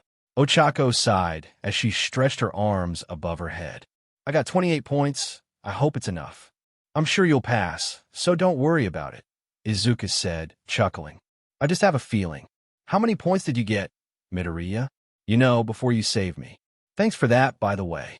Ochaco quickly jumped up and bowed to Izuku in thanks, but instantly fell back down due to her injury. "Hey, don't overexert yourself. Besides, don't mention it. It's repaying you for stopping my fall earlier." "The two don't even begin to compare," she sighed, rubbing her ankle. "I'll make it up to you one day, I promise. Anyway, how many points do you have?" "I got a..." Izuku looked around and noticed that everyone was looking at him and Ochaco. "Why is everyone staring at us? Who wouldn't stare when you just tore through the entire zero-pointer?" Ochaco sighed. "Stop dodging the question, though. Is it low or something?" "And no, I got 51, Izuku said. "Whoa, that's way better than my score," Ochaco exclaimed, smiling at Izuku. "You're definitely getting in." "You did pretty well, too," Izuku said earnestly. "I'm sure you'll get in, too." He looked around and saw, through the crowd, that there was a short old lady walking around handing out candies. "That mademoiselle is the backbone of UA," Izuku could hear the feminine blonde boy say. He had a French accent. "She's the school's registered nurse, the youthful heroine, Recovery Girl." Recovery Girl walked over to Izuku and Ochaco after checking up on everyone else. "Do you two have any injuries?" she asked, glancing at the puddle of vomit for a moment. "Yeah, she broke her ankle," Izuku said, pointing his thumb at Ochaco. "And I broke my arm. And my hand." "Geez, you kids are too reckless these days," Recovery Girl sighed, before quickly planting a kiss on each of their cheeks. Why did..." Ochaco cut herself off as the pain in her stomach and ankle disappeared. "Whoa, is this your quirk?" Izuku asked, squeezing his newly healed hand to test it. "That's amazing. Here, have some Haribo candies," Recovery Girl said, holding out her hand to the two teenagers. She dropped 4 gummy bears into each of their hands and turned around to walk away. "I feel all better." Ochaco sighed in relief as she stood up. "But I'm still not sure if I passed. I mean, if you got 51 and I got 28, then there's probably a lot of other people between our scores, right?" "I don't know about that," Izuku said as he also stood up. "I think you did just fine." I hope so," Ochaco sighed. Suddenly, she perked up. "How about you give me your phone number? That way, I can tell you once I get the letter from UA." "Oh, all right. That's probably a good idea." Let's exchange numbers after we change back into our uniforms. Ochaco quickly glanced back down at Izuku's body once more before looking away. Alright. Izuku and Ochaco followed the rest of the group back to the locker rooms, engaging in general chatter along the way. Once they changed out of their exercise clothing and into their respective uniforms, they met again in front of the UA front gate and exchanged numbers. Well, I'll see you later, Midoriya. It was nice to meet ya. Ochaco shook Izuku's hand and smiled. Yeah, it was nice to meet you too. I'll text you later. Alright, Uraraka. Izuku smiled as he let her hand go. Sounds good. See ya. Ochaco and Izuku walked their separate ways. But instead of going home, Izuku walked back to UA. He needed to have a word with Present Mike. After asking a few people about the whereabouts of the vocal hero, he was eventually able to find him. He quickly walked into the room, which overlooked the exam grounds. Excuse me. Izuku called as he entered the room. Present Mike. Oh, what can I do for you, little listener? Present Mike turned to him after setting down a stack of papers. Well, there's this girl, Ochaco Uraraka. She has short brown hair, rosy cheeks. Her face is kind of cute and round. You know the one I mean? She wasn't confident that she has enough points to pass, but in the end, she had to use the last of her quirk strength on me, and she was super nice besides that. She even saved me from falling before the exam, so could I give her some of my points? At least a few she could have gotten with one more use of her quirk. I think that she really deserves to be a hero, and I want to help her. At least if she isn't already passing, then I'd like to donate as many points as she needs to pass. Aha! Present Mick's laugh was booming, even without his speaker turned on. Whoa, slow down there, listener. I'm sorry, but I can't transfer points between exam takers. That being said, Present Mike shook his head and put a hand on Izuku's shoulder. I don't think you should have anything to worry about. I haven't seen the scores yet, but I'll let you know that villain points aren't the only thing being considered here. If she helped you out at the end, when she wasn't confident in her own score, I'm sure that'll be taken into account. Don't tell her that I said that, though. In fact, don't tell anyone. I really shouldn't have told you anyway, so keep your mouth shut about it. I will. Thank you so much, Present Mike. Izuku exclaimed in appreciation as he bowed. As Izuku exited the room, Present Mike sighed. I didn't even do anything, kid. Underscore. As soon as Izuku got home, he took a long, hot shower. It helped relax his sore body and relieve the stress that his mind had been under as well. It felt like he wouldn't be able to use his quirk for weeks, although that obviously wasn't really the case. After cleaning himself up, he sat down to dinner with his mom and told her all about the entrance exam, including Ochaco. Oh, well, I'm so proud of you, Inko gushed, holding Izuku's hand across the table. And that Uraraka girl sounds nice, too. She is, Izuku responded with a smile, before frowning. I hope she doesn't worry too much about her score, though. I just know that she'll pass. Oh, don't worry about that, sweetie. I'm sure everything will work out. Inko smiled. Yeah, thanks for the food, Mom. It was delicious, Izuku said as he stood up and brought his dishes to the sink. I'm going to go for a run first thing tomorrow. Even though All Might isn't training me anymore, I need to keep up with my exercise. So, I might be gone when you wake up. Oh, that's fine, dear. Just don't overwork yourself, because that can be bad for you. I know, Mom. I already learned that lesson while training with All Might. I'm going to my room, so I'll see you later. Okay, she smiled, brimming with pride for her son. After cleaning the last of his dishes, Izuku made his way towards his bedroom, where he began sifting through the day's hero news. There hadn't been any debuts that day or too many villain attacks, except for one that caught his eye. Another victim of the hero killer, huh? Izuku muttered to himself. Let's see. Power Volt this time? That's too bad, I liked him. When will some hero finally stop this guy? I wonder how skilled he must be to be able to take down so many heroes. What are the specifics of his quirk, too? I've seen a lot of talk online. Izuku began rapidly muttering to himself, speculating about the hero killer called Stain. It was a full 10 minutes before he realized that he had gotten carried away again. Having gone through the hero news, Izuku decided to do some bicep curls while watching some videos on his computer. Sitting there, his mind drifted, and he came to rest his thoughts on Ochaco more than once. I wonder if she's doing all right, he thought, coming to the end of his set of curls. Maybe I should text her to see how she's doing. She was pretty worried, after all. Izuku pulled out his phone and opened up his contacts, quickly finding the most recently added one. Midoriya. Hey, Uraraka. This is Midoriya from the entrance exam. I just wanted to see how you're doing after all that. Midoriya laid back on his bed, and it was only a few moments before the word read popped up under his message, and she started typing. Uraraka. Hi, Midoriya. I'm doing well, and I'm feeling a lot better after relaxing a bit. Thanks for being concerned. Stream of cute emojis, how are you doing? I feel like I should be more concerned about you, since you punched through that huge 0 point or more emojis. Midoriya, I'm doing fine. Thanks for asking. Midoriya, I meant to ask earlier, but you're from out of town, aren't you? Uraraka, yeah, I'm from the Mia Prefecture. My parents sent me out here to go to UA. Are you from near UA? Midoriya, yeah, I live here for my whole life. Do you know anyone around here? Uraraka, no. I only know you. I just came into Shizuoka a few days ago. Midoriya, well, I could show you around the town if you'd like. Besides, we should get to know each other if we're going to go to school together. Uraraka, if I go to UA pouting face emoji, but I'll take you up on your offer either way. Is tomorrow morning fine? Midoriya, sure. I'm free after about 8, since I run in the mornings. Uraraka, that's a lot of dedication. I don't think I'd have it in me plethora of emojis. Midoriya, where should we meet? Uraraka, you could pick me up at 9:30 from my apartment. Is that fine? Midoriya, yeah, sounds great. Where is that? Uraraka, one address attached. Midoriya, all right, I'll meet you tomorrow at 9:30. Uraraka, great. I'll look forward to seeing you. Good night. If emojis had mass, this would be a ton of them. Midoriya, good night. Uraraka. See you tomorrow. Izuku set down his phone and stretched. He was pretty happy with how that conversation went, and he genuinely looked forward to hanging out with Uraraka.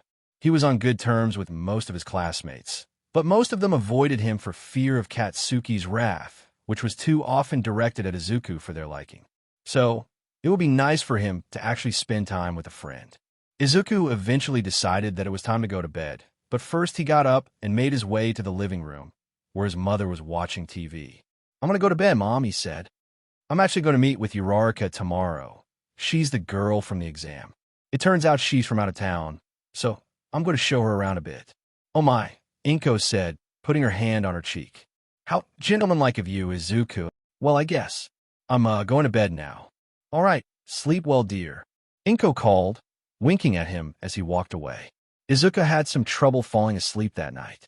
Aside from the excitement of the day, he was also nervous about meeting Ochaco the next day.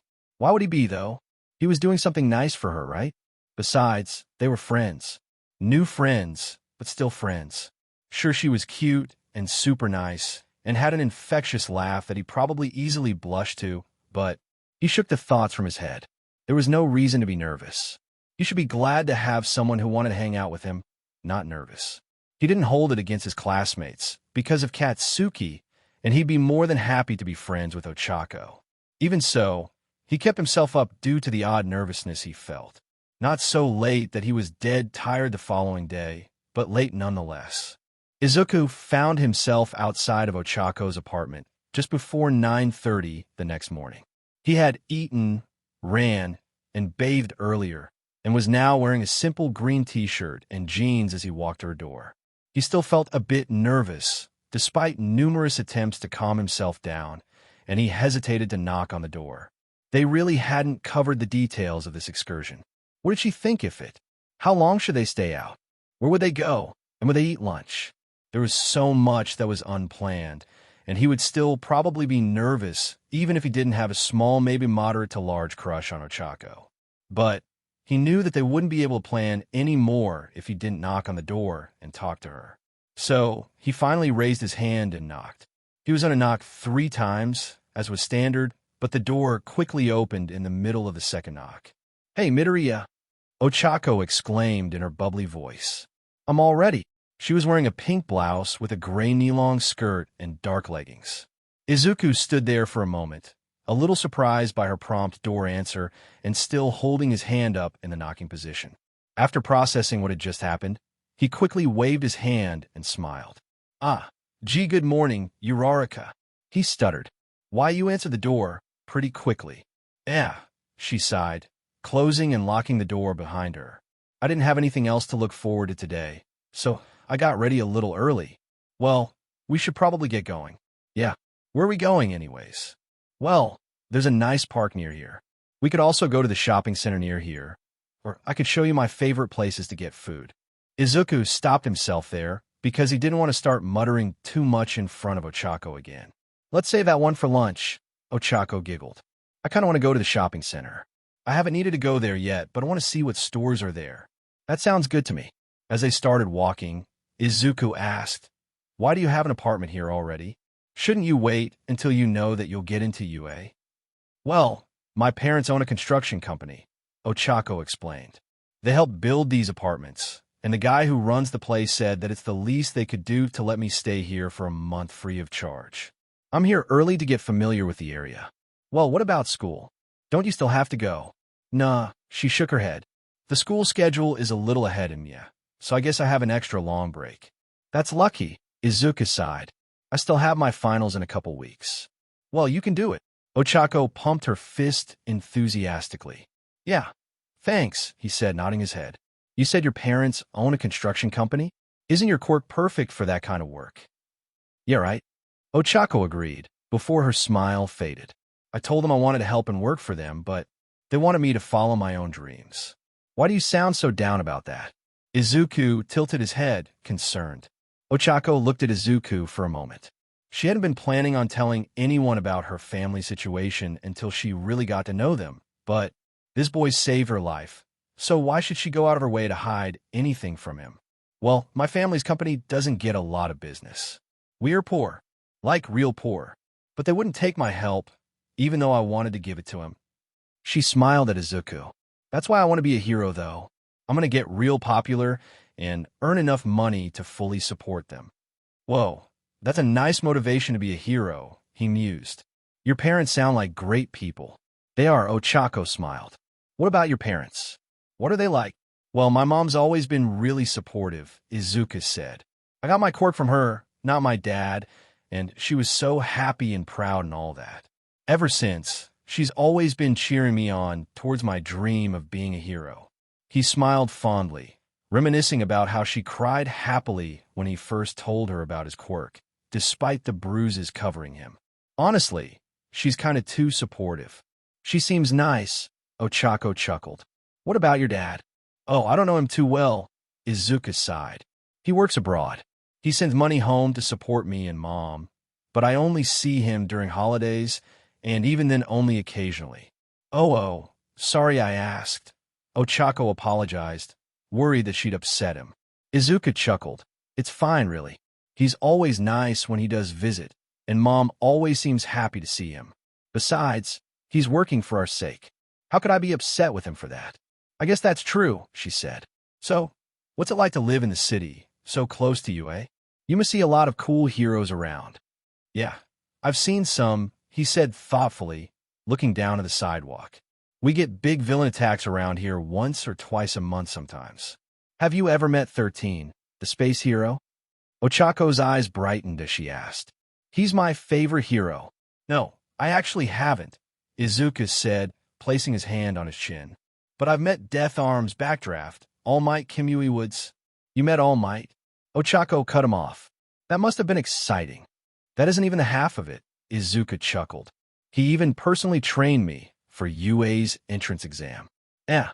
Ochaco stopped walking and looked at Izuku, dumbfounded. "You were trained by All Might? Like the All Might?" Suddenly, Izuku regretted saying that. He hadn't needed to worry too much about leaking All Might's physical condition due to his lack of a major social life, but now he needed to be careful. Hell, he didn't even know if he was allowed to talk about the training itself. However, he hesitantly nodded his head. "Why, yeah, All Might." "No wonder you're so strong," Ochaco exclaimed, gripping her hair. It suddenly made sense to her. His amazing control over his quirk, The way he jumped to save her when no one else did, his toned muscles and his fit body all made sense. What's he like? Is he really as big as he looks on TV? I thought he looked a little taller in person, Izuku said. Yeah, taller. Wow, Ochaco sighed. Meeting him is one thing, but you trained with him, too. That's so lucky. Yeah, probably. Come on. We're almost at the shopping center. Huh. Oh yeah, almost forgot. They started walking again, before Ochaco continued. All Might must have been pretty impressed with you to train you like that. How did you meet him? Well, it was about a year ago, I think 10 months. It was his first day in the area, and there was a villain attack. I helped out, and he talked to me afterwards. And he's been training you ever since? Geez, no wonder you're so amazing. Well, I don't think I'm that cool. Izuku scratched the back of his neck and looked away. Of course you are. You got over 50 points in that exam, and then still had enough power to rip all the way through that huge robot. Izuku looked back at Ochaco, who had been wildly gesticulating while praising him, and smiled. Well, I wouldn't have been able to manage even close to that if you didn't make me weightless. Ochaco tilted her head at him and smiled as well. I guess so. It's really cool how compatible our quirks are, huh? Yeah, it is. Izuku smiled. If UA lets us, we should work on combination moves. Why are you so sure that I'll get into UA? Ochaco pouted. I told you, I just have a feeling. No offense, but that's not very reassuring. Well, we'll see. As the two reached the shopping center, their conversation quickly shifted to more simple matters, such as where to go. They started by simply walking around to see what stores were there, but eventually started browsing through a convenience store and then a department store. They didn't buy anything, but Ochaco was constantly commenting about how everything was too expensive, much to Izuku's amusement. They ended up going to an arcade, too, although Ochaco didn't want to spend too much money there either. Before they even knew it, it was already time for lunch, so they headed to a traditional Japanese restaurant that was also in the shopping center to eat. Izuku ordered katsudon and Ochaco ordered sushi, and as they ate they talked more about the area, their favorite heroes, and other things. I can't believe it slipped my mind earlier, Ochaco said, dabbing her mouth with a napkin. But I meant to ask about your run this morning. I mean, how long was it?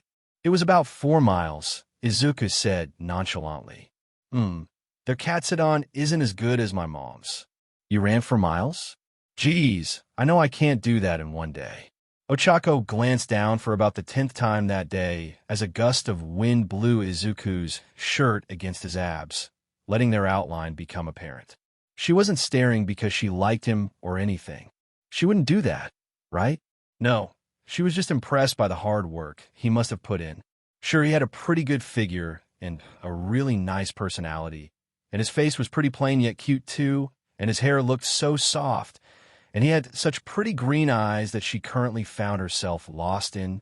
But no, that isn't how it is, she thought as she shook the thought from her head and took another bite of sushi. Besides, there's no way he'd think that way about me. Anyway, Izuku sighed as he finished the last of his meal. How much longer do you want to stay out? We could go to the park, or the beach that's nearby, or something. There's a beach here? Ochaco asked, looking back up at him. I didn't even realize that. It's called the Dagoba Municipal Beach Park. It used to be a junkyard, until pretty recently. What do you mean by that? Well, the current washed a lot of garbage ashore. It built up, then people started to hide their own illegal dumping in with the pile. It was pretty bad, but someone cleaned it. Oh, I cleaned it, as part of my training with All Might. How big is the beach? Ochaco asked, not sure what to expect given what she already knew about him. Izuku pulled out his phone and began looking for the local news article that talked about it. Well, the garbage spanned for about half a kilometer, I think. Maybe a little more. How long did it take you to clean? About a month, I think. Here. Izuku handed Ochaco his phone, showing before and after shots of the beach. It's gotten pretty popular since then. Sure, let's go, Ochaco said, getting up from their table. The photos look beautiful, but I want to see what it looks like in person. They approached the register, and Ochaco paid for both of their meals before Izuku could even reach for his own wallet. He found this very odd, since she had been openly displaying her frugality all day and had even told him that her family was poor. As they left the shopping center, Ochaco looked over to the shops one more time. Is that a mochi shop? She exclaimed, pointing at said mochi shop. Yeah, Izuku replied. Do you like mochi? It's my favorite, she cried, drooling a little bit. Then, she clutched at her stomach and sighed. But I'm so full right now. I can't. Well, we can get it later after we check out the beach. Yeah, that sounds like a good plan, Ochaco conceded, following Izuku onto the sidewalk. They chatted a bit, but halfway to the beach, Izuku brought up what he had been thinking about for a while. Why did you pay for my katsudon? He asked.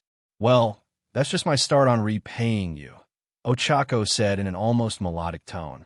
You know, for saving my life in the exam. I told you, you don't need to repay me for anything. Don't say that. I wouldn't be alive right now if it weren't for you. Well, Izuku sighed as he glanced at her from the corner of his eye. I guess I can't argue against that, but I don't want you to owe me anything for it. You can't stop me, Ochaco insisted with a small giggle. I guess not. Oh, we're here. Izuku pointed forward at the metal guardrail overlooking the beach park. Ochaco looked out over the bright sand and blue water, populated with people enjoying the beach. A salty breeze blew across her face, and she couldn't help but smile at the experience. It's beautiful, she said quietly. There was no better way for her to describe it. Turning to Izuku, she said, people get to enjoy this because of you, Midoriya. That's pretty cool, you know? Yeah, I guess so, he replied, smiling as he watched the families relax and play on the beach he had restored. The two of them ended up walking along the beach for hours, talking pleasantly about nothing important. The topic came up about Izuku having other friends, and he avoided it as best he could. Ochaco made a mental note about his reluctance to talk about it, but moved on with the conversation like she hadn't noticed. There was a game of volleyball, a group of performers, and a few other amusing sights along the way. There was even a villain attack, although it was pretty short and disappointing compared to most. Neither of them noticed that they were out so long, until they saw the sun getting low to the horizon and the glint reflecting off of the water. Whoa, what time is it? Ochaco asked as she looked out over the water. Izuku checked his phone and gasped as he saw the time, and 6 missed calls from his mom. It's almost 6, he said, his voice squeezing into a higher octave. My mom called me 6 times. I forgot my phone was on silent. What? Ochaco cried. We should get going. They both started back to Ochaco's apartment in a quick walk, and Izuku called his mom to apologize vehemently for staying out so long without letting her know. She was fine with it, but she wanted him home because she was making dinner. When they reached Ochaco's apartment, Izuku walked her to the door. Thanks for taking me out today, Midoriya, Ochaco said with a small smile. I'm kind of glad that we lost track of time, you know? The beach looked so pretty this late. Yeah, Izuku agreed. But we never went to get mochi, did we? Ochaco pouted as she suddenly remembered the mochi shop. Well, how about this? Izuku proposed. After we get our acceptance letters from UA, we can go there to celebrate. Well, Ochaco was about to say again that she might not be accepted, but decided against it. I might end up going there on my own in the meantime. That's fine, Izuku laughed. I really need to go home now, though. It was nice to spend time with you, Uraraka. Yeah, it was good to see you too. See you later, Midoriya. Ochaco waved as Izuku started running off to catch the next train home. She was filled with some odd happiness as she thought about the events of the day. She was glad that Izuku was the first friend she made here, but there was something else too. It was some warm, good feeling that she could feel in her chest. She couldn't place it, but it definitely wasn't that she liked him beyond friendship. No way. When Izuku got home, he received a light scolding from his mother, although she was more worried than angry. After eating, Izuku went through the hero news of the day, as always. Over the next week, Izuku and Ochaco kept in touch, and Izuku busied himself with his workout routines and school. He tried to contact All Might multiple times, but his messages were always left on read. It was a rather uneventful week. Katsuki kept bragging about his high score of 77 villain points to his classmates, and he took Izuku's silence about his score to mean that he had failed miserably, so he left him alone for the most part. The week flew by, and before Izuku even realized, it was Saturday evening. the time that letters should arrive from UA. He was in the middle of a conversation with Ochaco on the phone when his mother excitedly knocked on his door, calling his name. "I gotta go, Uraraka," Izuku said into the phone as he got up. "My mom needs me for something." "Oh, your acceptance letter probably got there," she replied brightly. "My mail should get here in about 10-ish minutes, too." "Well, have fun being accepted." "Yeah, you too. If I get accepted." "You will." "Yeah, sure. I'll text you later." "All right, I'll be waiting. Talk to you later. Bye." Izuku hung up and quickly opened the door, which his mother was still rapidly knocking on. "Izuku," Inko screeched, holding an envelope up to her son. "Izuku, it's here." "The letter." "Ah, my ears," Izuku muttered, rubbing his temple and holding up his other hand at his mother. "Yeah, I kind of guessed that. Let's open it. I want to see your face when you get in." Inko smiled proudly with a hint of tears behind her glistening eyes. "All right," Izuku chuckled, taking the envelope. As Izuku walked toward the living room with his mom, he noted the heft of the envelope and the presence of a small circle-shaped object in its center. He sat down on the couch next to the excited Inko and opened the letter on the coffee table, first sliding out the disc that he felt. It beeped once before erupting with a blue glow, and a hologram projection filled the air above it. "I am here, as a projection," the booming voice of All Might roared as his form became apparent in the hologram. All Might," Izuku exclaimed, glancing down at the envelope labeled "This is from UA, isn't it?" Inko was equally confused, as she was well aware that All Might wasn't affiliated with the high school. "I have been busy, so I haven't been able to contact you. Young Midoriya, my apologies. But, you see, the entire reason I came to this prefecture was for my new job. I'll be teaching at UA." Izuku's jaw dropped at the announcement. "All Might? At UA?" Izuku thought as he began smiling. "No way." A hand popped into the hologram, gesturing at All Might to get on with it. Get it over with? "But I have things that I need to." All Might debates with the hand. "Whatever needs to be said can be said later." "It'll push everything back?" "Well then, young Midoriya, you passed both the written exam and the practical exam, and have gained admittance to UA High. I'm sure that you already know that. But there's more. You scored 51 villain points in the practical exam, which was the third highest amount out of the examinees. Well done. On top of the villain points, though, we were testing your resolves to be true heroes. The will to give up one's own energy, time, effort, and well-being to help others was also considered. I heard about your efforts regarding Ochaco Uraraka, and saw your interactions during the exam. So, I thought I should let you know directly. This exam was also graded using rescue points. They were awarded by a panel of judges based on your actions in the exam. For saving Uraraka, breaking your own bones in the process, and later offering up your own points for a benefit, you get 50 rescue points. And for young Uraraka, for assisting with the robot when she was so exhausted and injured and had her own lower score, and also for inspiring you to take your own action, she also gets 50 rescue points. All Might gestures to a screen behind him, showing the top 10 scores in the practical exam. In first place, with a total of 101 points, was Izuku himself. He couldn't even believe that he had been the top scorer, let alone by such a large margin. In second place, much to Izuku's joy, was Ochaco Uraraka. Her 28 villain points and her 50 rescue points added up to 78 in total, and she thought she wouldn't pass. Izuku sighed inwardly as he grew incredibly proud of her. The third place spot almost made Izuku burst out in laughter, but the whole situation was going by so fast that he didn't even have time. Katsuki Bakugo had gotten third place with 77 villain points and 0 rescue points. He technically had the most villain points out of all of the examinees, yet was considered third due to the wrench thrown in that was the rescue points. Even more amusing to Izuku was the fact that he lost to Ochaco by 1 point. He was actually almost scared of Katsuki for the first time in a long time. He had no idea what he'd do in those circumstances.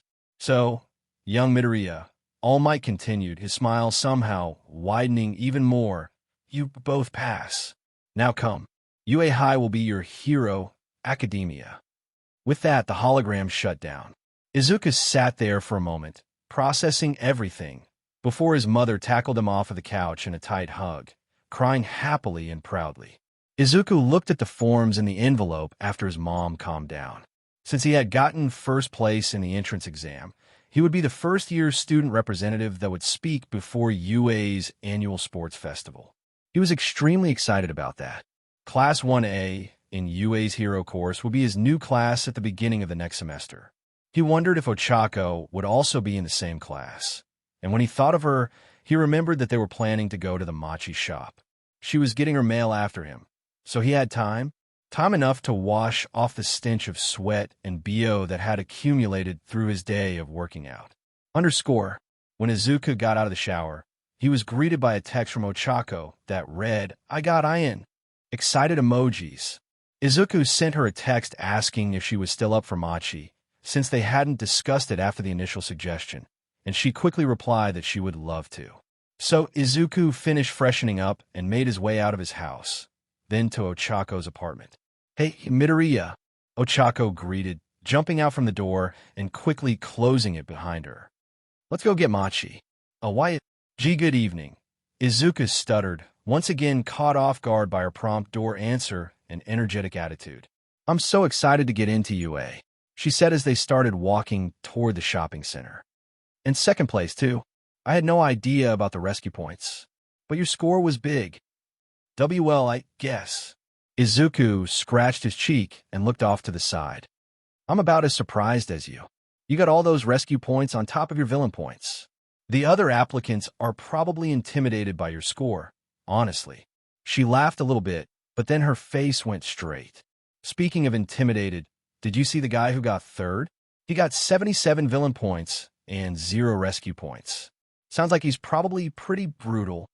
"Oh, you mean Kakin?" Ochaco looked at him, a little confused. "Oh, I meant Katsuki Bakugo. That's his name. Did you just say K. Kakin?" Ochaco laughed. "Is that a nickname or something? Do you know him?" "Oh yeah, we've known each other for our entire lives." "Well, maybe he's not so brutal then." "No, he is. Definitely."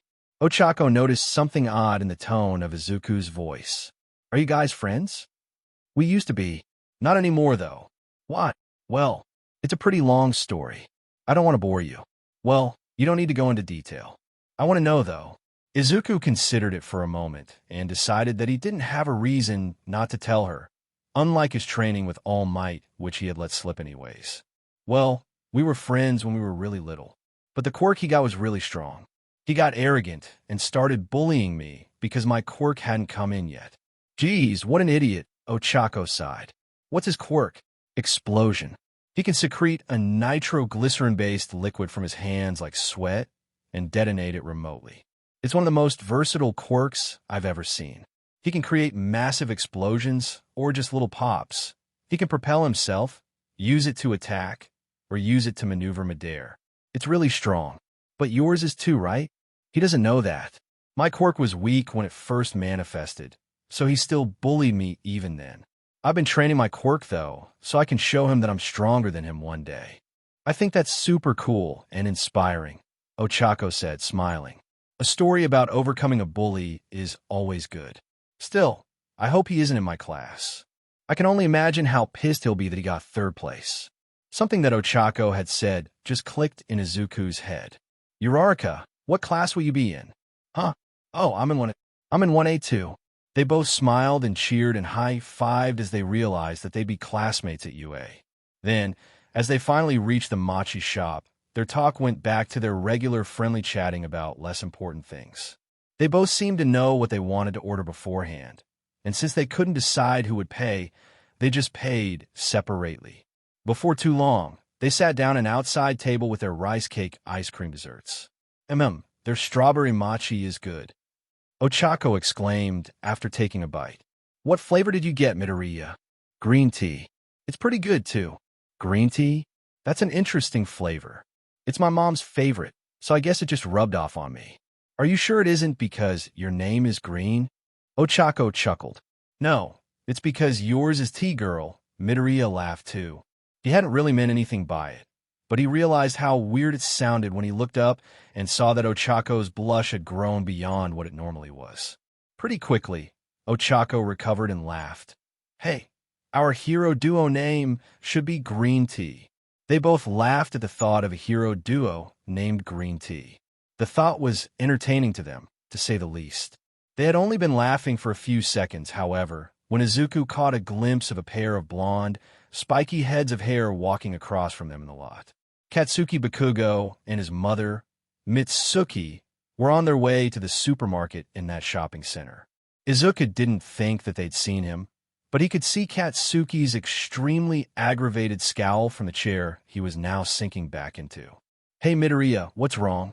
Ochaco asked, concerned about his obvious discomfort. Oh, it's nothing," Izuku said quickly, sitting back up in his seat. "I just saw Kaken. I don't think he saw me, though." "You mean the bully that got 77 villain points?" Ochaco inquired, her eyebrows furrowing. "What's he doing here?" "Probably just going to the store. He lives around here too, you know." Izuku looked back toward the supermarket, but saw Mitsuki walking into the store alone. Katsuki was, instead, walking across the parking lot straight toward the mochi shop. He had an unfamiliar look on his face. He was still scowling angrily, but it was different than normal. "And never mind, he's coming this way," Izuku stammered, facing back towards Ochaco and taking another shaky bite of his mochi. "I swear, if he says one thing, don't do anything to upset him too much, please." Ochaco furrowed her brow, but nodded at him. She looked at the sour-looking blonde approaching the shop, which she assumed was the guy Izuku was talking about. He walked directly to their table and only glanced at Ochaco for a second before turning to Izuku with an intense look. "You piece of shit, worthless, fucking Deku," he said harshly and almost in a whisper. He again glanced at Ochaco. "Who the fuck is Round Face? Your shitty girlfriend or something?" "And no, Kaken," Izuku denied, more embarrassed than scared. "I know her from the practical exam." "Oh yeah, the exam." Katsuki let out a small pop that shook the table. "How the fuck did you get such a high score? I mean, I know you cheated, but whose dick did you suck to get so many points?" "I didn't do anything, Kaken. I don't know about the rescue points, but I did get 51 villain points." "Rescue points." Katsuki clicked his tongue and shot his glare away. "They're fucking pointless. You don't need to save people if you just beat up the villains they need saving from." "That's not true," Izuku said. "Heroes are public servants, not just crime fighters. That's a damn boring way of looking at heroes." Katsuki turned to Ochaco, still frowning. "You took the exam too, Round Face?" "Why, yes," Ochaco replied nervously, unprepared to talk with Katsuki. "And my name's Uraraka." "Well, Round Face," he emphasized pointedly, "considering the fact that you're eating with Deku instead of crying in the corner of your room, I'll guess that you passed. Mind telling me your score?" Ochaco started to reply, but Izuku interrupted. "She does mind. Leave us alone, Kaken. Let the girl talk, dumbass Deku." Katsuki looked at Izuku with a death stare. Turning back to Ochaco, he asked again, "What's your fucking score?" I got." She glanced back and forth between Izuku and Katsuki a few times before admitting, "Gigi got 78. Katsuki grunted. "I'll let you both know right now. You aren't shit compared to me. I'm going to become the #1 hero, and you two won't be anywhere close to me." He turned to Izuku, looking like he wanted to add something else, but decided against it and walked away. Izuku and Ochaco both watched silently as he stalked off toward the supermarket. Ochaco looked down and pouted when she saw that the ice cream in her mochi had mostly melted, before looking back up at Izuku. "Whoa, he's intimidating," she said, glancing once again at Katsuki as he entered the store. "There's no way someone like him can become the #1 hero." "Well, he has a pretty good chance if he can get that attitude under control." Izuku sighed, inspecting his own melted mochi. "You're right that heroes are more than crime fighters," Ochaco said. "Heroes are people that help others, just like you helped me in the exam. And even after the exam, you have a way better chance." Izuku looked up from his mochi. "After the exam?" Oh, in the message I was sent, they played a video that showed you talking with Present Mike. I really appreciate everything you said, by the way." Izuku desperately thought back to that day, trying to remember what he had said to Present Mike. Did I say anything embarrassing? Well, you said my face is round, Ochaco said, chucking a little bit. Izuku's entire face blanched. Ah, no. I didn't mean, that wasn't meant as an insult at anything. I just... Ochaco laughed as Izuku stammered for some excuse. You call me cute too, she thought, smiling. For the first time, Ochaco really took a conscious look at Izuku. She scrutinized his face, his body that she couldn't help but notice during the exam, and when they last went out, his frizzy hair, green eyes, freckles, the cute, embarrassed face he was currently making. He thinks I'm cute. She shook her head to get rid of the thought, and tried to think of something to change the subject to. Izuku went on, without noticing that Ochaco's blush widened. It's fine, I didn't take it that way, she said with a chuckle. Hey, Midoriya, why did Bakugo call you Deku? Oh, it's just a nickname that he gave me a long time ago. Why, though? It's another way to read my name. It means someone who can't do anything. Oh, I see. Ochaco thought for a moment before smiling.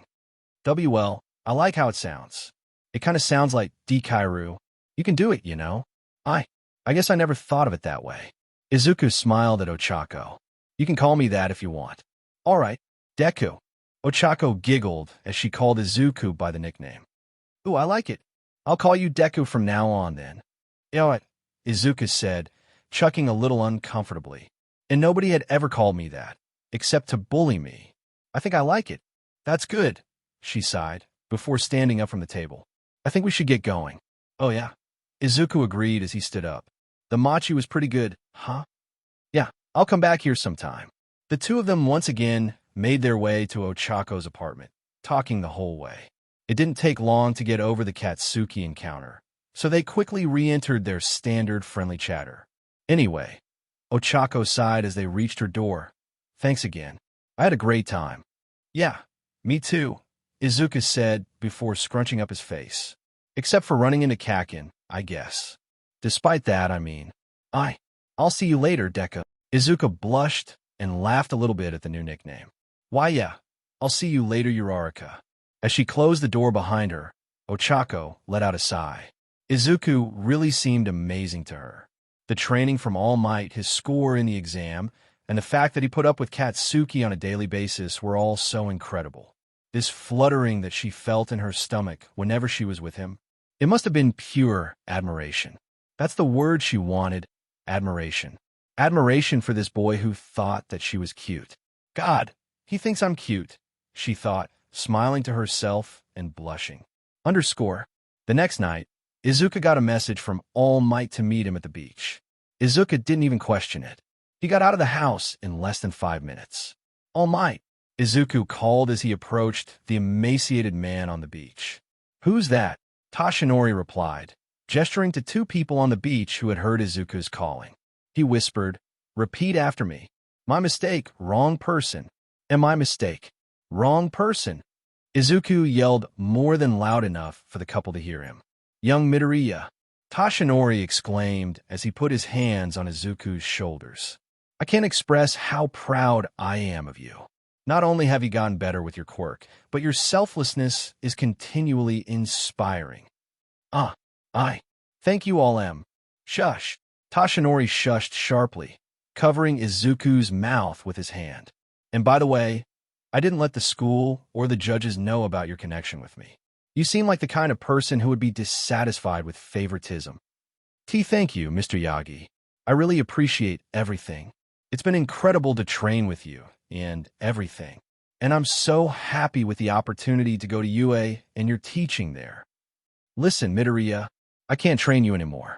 As a teacher at UA, I'll have no time to foster your individual growth. Yes, that's fine.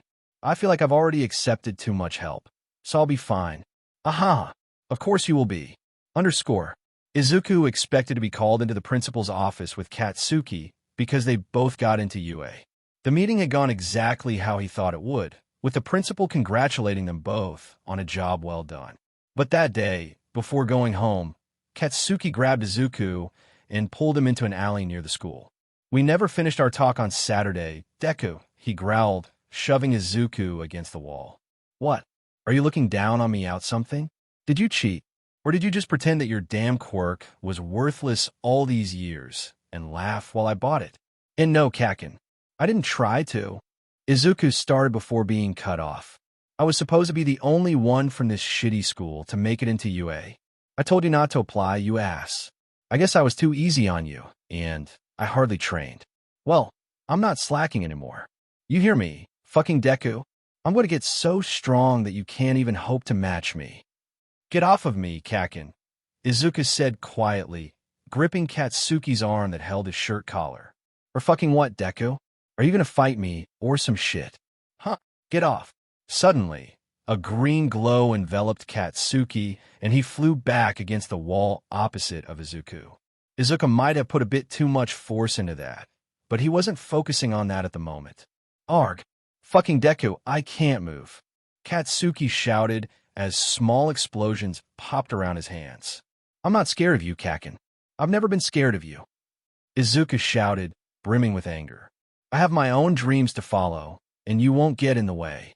I'll become a great hero, Kakin. Number 1, and you'll see me do it in front of you. Izuku stormed off toward his house, releasing Katsuki from his quirk as he did so. He was instantly disgusted with himself. He had vowed never to use his quirk violently against an innocent, even Katsuki, but he had let himself lose it for just a few seconds. So, he promptly renewed that promise to himself. Despite his frustration with himself, he was conscious enough to be surprised that Katsuki didn't chase him down right then and fight him. He was even more surprised when Katsuki stopped teasing him altogether in school. They didn't even acknowledge each other's existence for the most part. Izuku could tell, though, that something changed. Somehow, he could tell that Katsuki was taking him seriously now. But that'd only push Izuku to work harder, too. It was April, the beginning of the new school semester. For most, it meant moving up a grade or attending a new school. For a select few, it could mean a new chapter in one's life, new opportunities, challenges, victory, defeat. It could change everything for some people. That's what it felt like for Izuku as he finished lacing up his red sneakers that morning. Today, he'd be attending UA. Japan's most sought-after hero course was held there, and the school has produced many high-ranking heroes, including All Might. This was the start of Izuku's journey, too. Despite his lack of ability in tying his tie. Do you have everything you need? Inko asked her son as he stood up to leave. Yeah, I have everything, he confirmed, hoisting his backpack over his shoulder. I should get going, or I'll be late. Izuku opened the door, but stopped when his mother said his name. He turned to look at her, as she smiled softly and looked down at the ground. Izuku, you've worked so hard, and I'm so proud, she sighed, wiping a tear from her eye. She looked up at him. You're really cool. Izuku smiled at his mother, before departing with, I'm off.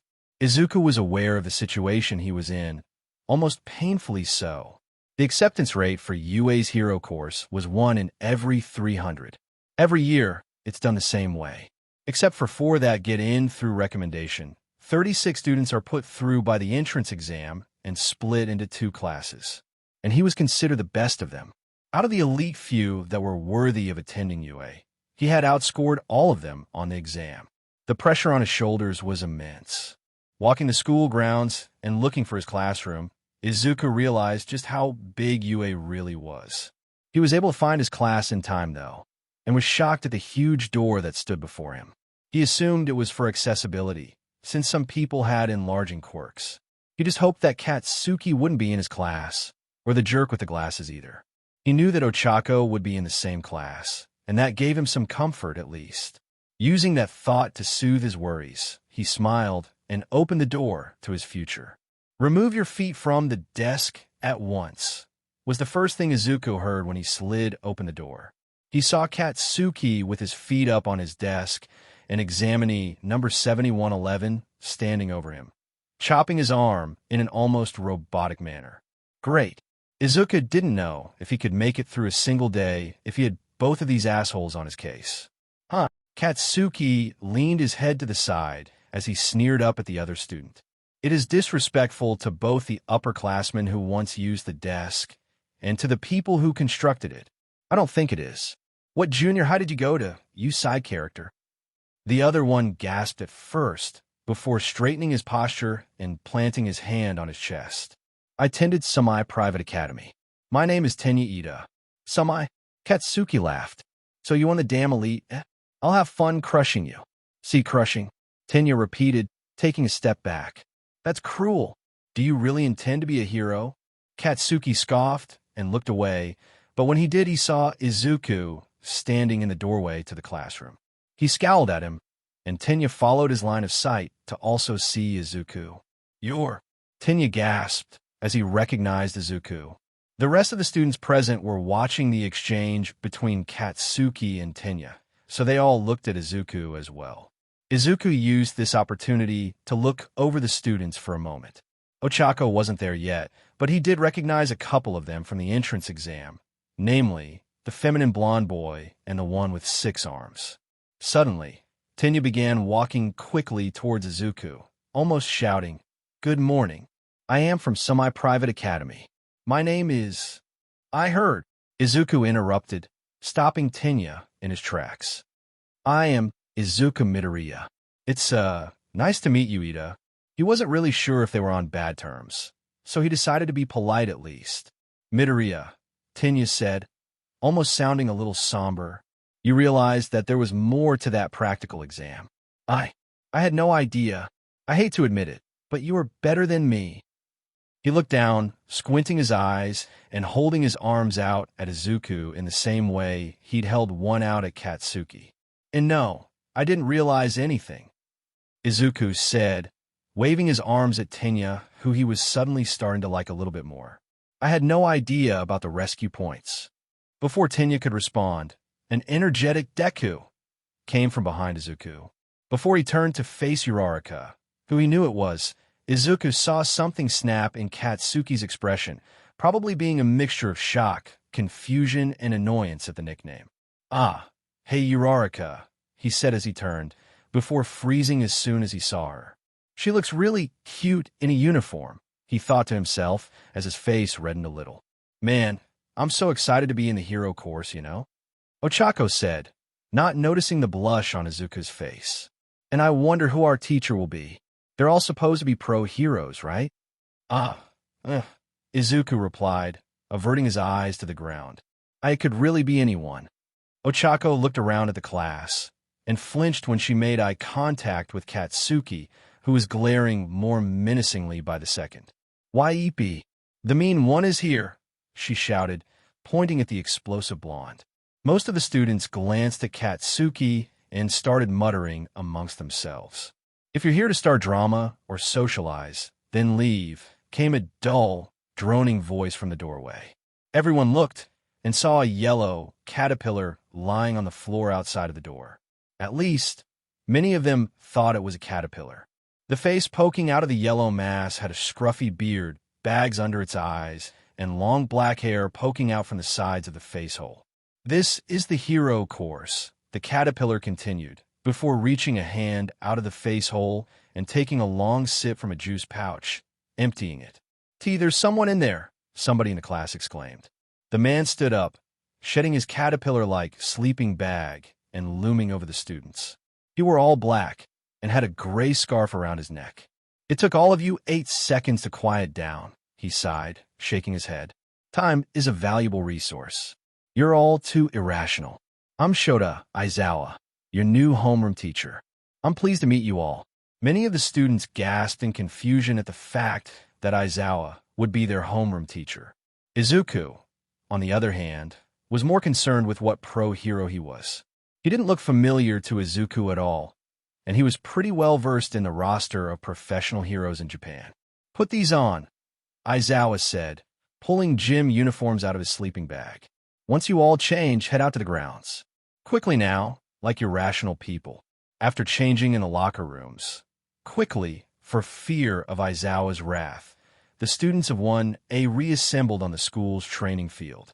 In front of them was Aizawa, and on the floor next to him was a white chalk circle with 2 measured lines shooting out farther than they could see. "Today, I'll be conducting a test of your quirks," Aizawa said plainly.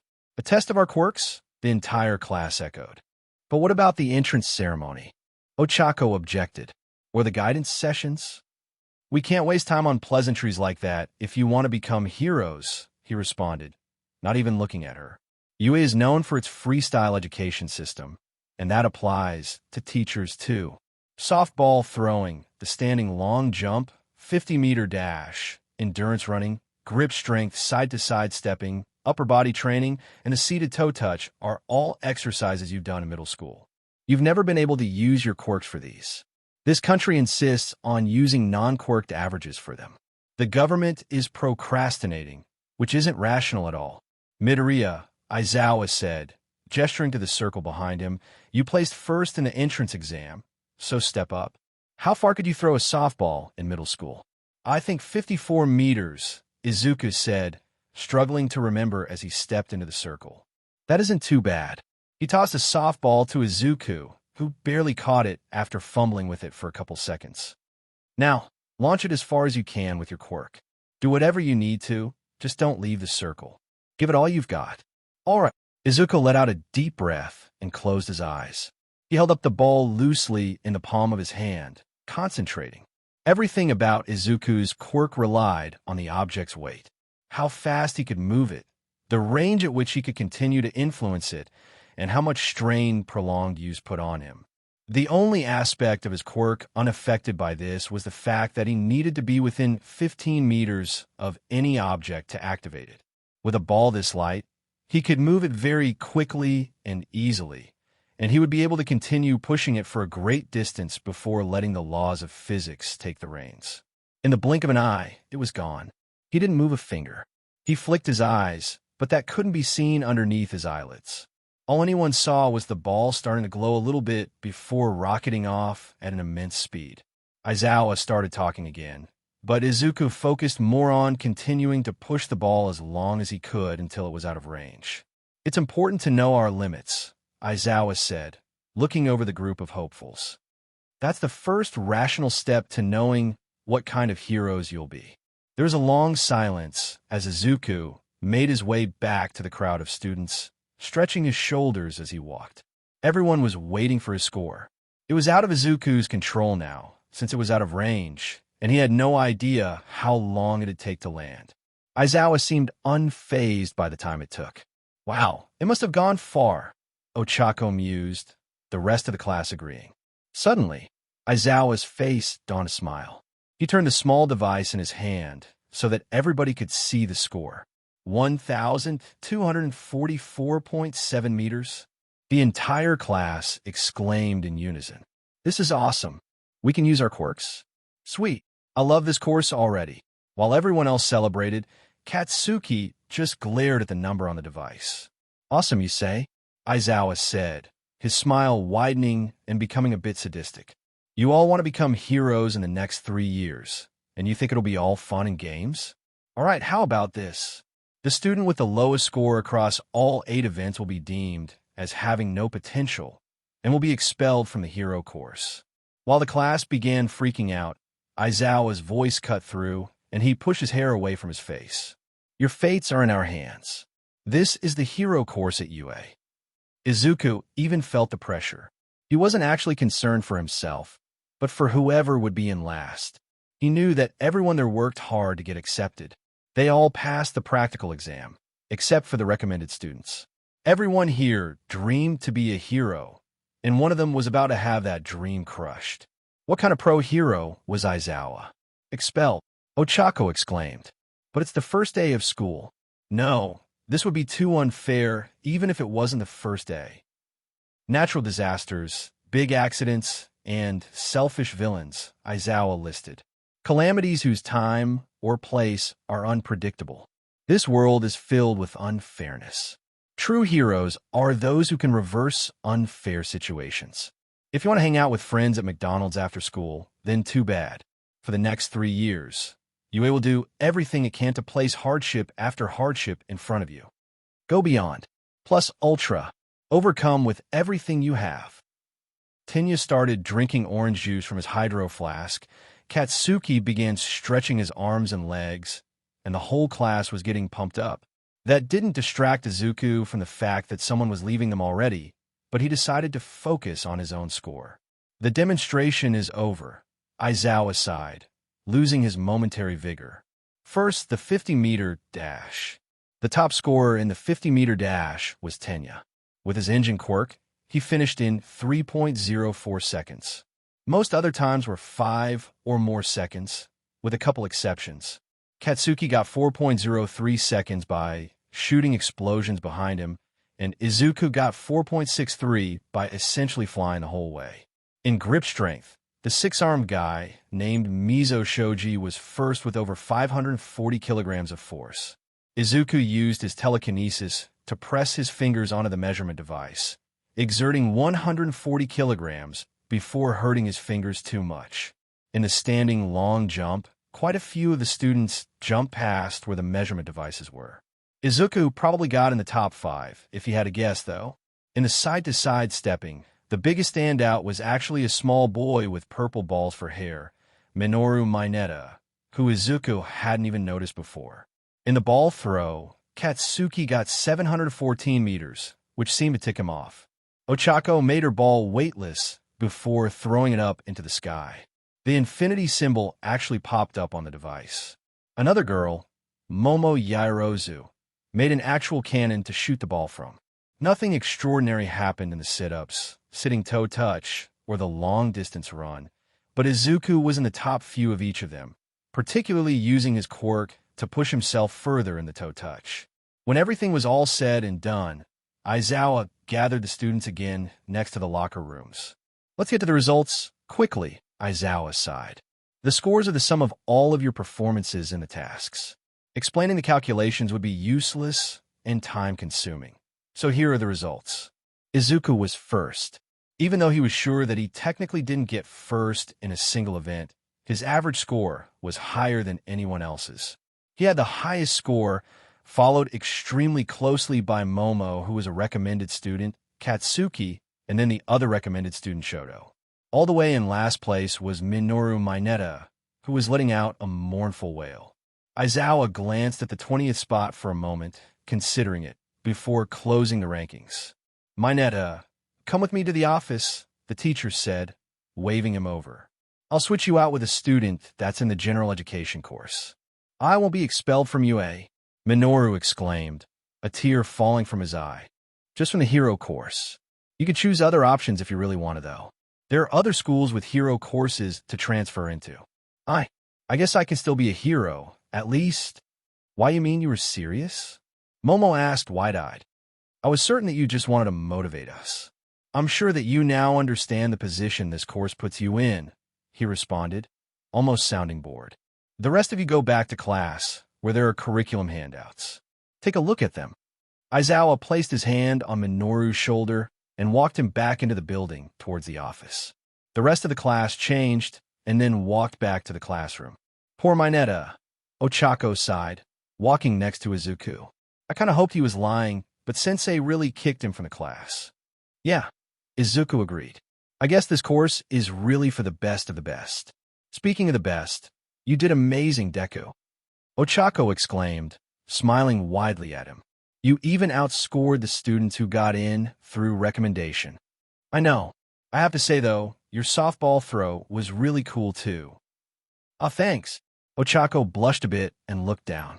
That means a lot coming from first place. Izuku didn't realize it until he entered the classroom, but his desk was behind Katsuki's. He was hoping to avoid him, but it seemed like that wasn't going to happen. Hey, Deku! Katsuki grunted after shoving the papers into his backpack. Kakin, don't make a scene on the first day, Izuku said, meeting Katsuki's glare. You? Katsuki took a deep breath. Were you really hiding your quirk's strength this whole time? You never showed this kind of control before. He looked like he intended to kill Izuku right there with that look of rage on his face. I'm not like you, Kakin. I don't show off and bully others just because I'm stronger. I never said that my quirk was weak. I just never had a reason to use it. You never fought back, Katsuki said, poking his finger into Izuku's chest. And you expect me to believe that your quirk was this strong the whole time? Stop making a sin. Fuck that. Why the fuck didn't you ever fight back? Because I'm better than that. I'll see you tomorrow.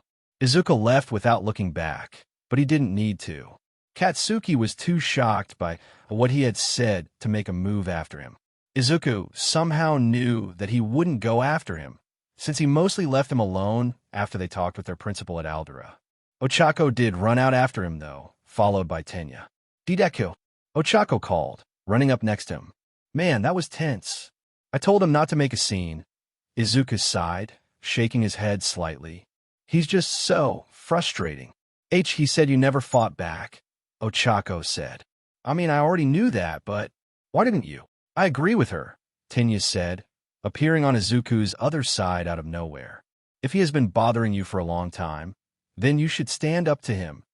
Why, you're Tenya Ida, right? Ochaco asked, tilting her head past Izuku at him. Yes, I am. You are Infinity Girl. Infinity Girl? Izuku thought, chuckling. Ochaco Uraraka. Nice to meet you, Ida. Ochaco looked back at Izuku. So, why didn't you ever stop him before? Because that's what I hate most about him, Izuku sighed. He's so aggressive and arrogant, and he shows off his quirk just because he can. He looks down on people. Hurting innocent people with your quirk is the last thing that a hero should do. I thought that if I fought back, then I wouldn't be much better than him. That's not true whatsoever, Tenya said, chopping his arm into his other hand. It would be out of self-defense if you decided to do so. What? Ochaco agreed, looking back at Tenya. What are you doing here, Ida? Well, I'm going to the station, Tenya explained. Also, I wanted to speak with Midoriya. Congratulations on being first once again. It's being proven that I was wrong about you again and again today. It's fine, Izuku said, waving him off. We were all a bit stressed over the entrance exam. Excuse me, Ida, Ochaco said, arching an eyebrow. But what did you say to Deku during the exam? Well, he looked like he was going to try to distract you from the exam, so I thought he was there to intervene with the applicants. Try to distract me? Ochaco looked back to Izuku. I saw you before the exam started, and I was going to thank you again for stopping my fall, Izuku said. It was a misunderstanding on my part, Tenya said, placing his hand on his chest. I apologize. And not necessary, Izuku chuckled. Anyway, Tenya said, taking on a grave tone, Aizawa-sensei is ruthless. I knew that this would be the top, but it's going to be more difficult than I thought. We're the best of the best, right? Izuku sighed. It'll have to be tough. I don't feel like the best of the best, Ochaco sighed. But you two sure are great. You did better than most people could, Uraraka. Plus you placed second in the practical exam. You're right where you should be. Izuku smiled at Ochaco, who blushed. Yeah, you think so? Tenya asked. Uraraka, are you all right? You're a bit red. I am fine. Are you sure you don't have a fever? While Ochaco and Tenya went back and forth, Izuku found himself content. Despite his conversation with Katsuki, his life felt like it was where it should be. He was at his dream school, he was performing well, and he had friends. Friends that might be able to make real, good friends. He smiled at the thought. The next day came, and Katsuki didn't bother Izuku, even though he sat right in front of him. There was a new student, named Hitoshi Shinso, who transferred from Gen Ed in place of Minoru. He sat behind Izuku. It turned out that Aizawa had personally walked into the Gen Ed classes and interviewed each of the students. He seemed nice enough, if a bit reserved. After meeting him and some of his other classmates with Tenya and Ochaco during homeroom, the rest of the day seemed almost boring to Izuku. Sure, English was taught by Present Mike, but it was still English. The hero that he had been happiest to see was Lunch Rush, but that was only because it was lunchtime, which he spent with Ochaco and Tenya. The day flew by until they finally reached the most anticipated period of the day, basic hero training. Many of the students were debating who the teacher would be, the most popular possibility being All Might. Izuku also happened to have a hunch that the number one hero was teaching that class. I am, All Might's huge voice exclaimed, before he burst through the door flamboyantly, entering through the door like a normal person. That's not normal at all, Izuku thought, holding back a laugh. It's All Might, Eijiro Kirishima exclaimed. He really is a teacher. Isn't that his Silver Age costume? Tsuyu Azui observed. He looks so different from us. Mashireo, Ojiro said. It gives me goosebumps.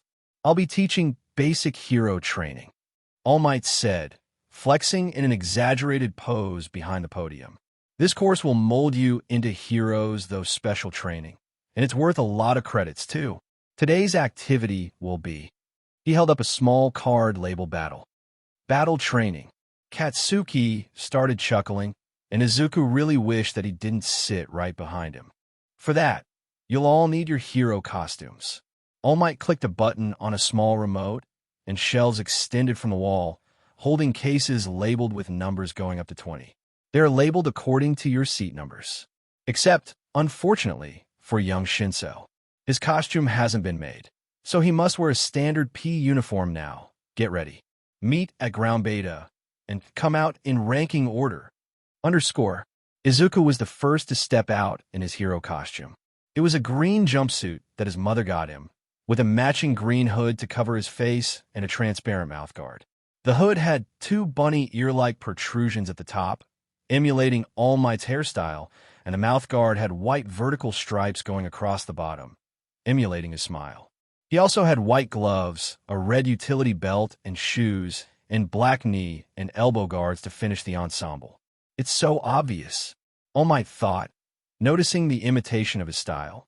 He barely kept from laughing aloud. The rest of the students followed in their own outfits.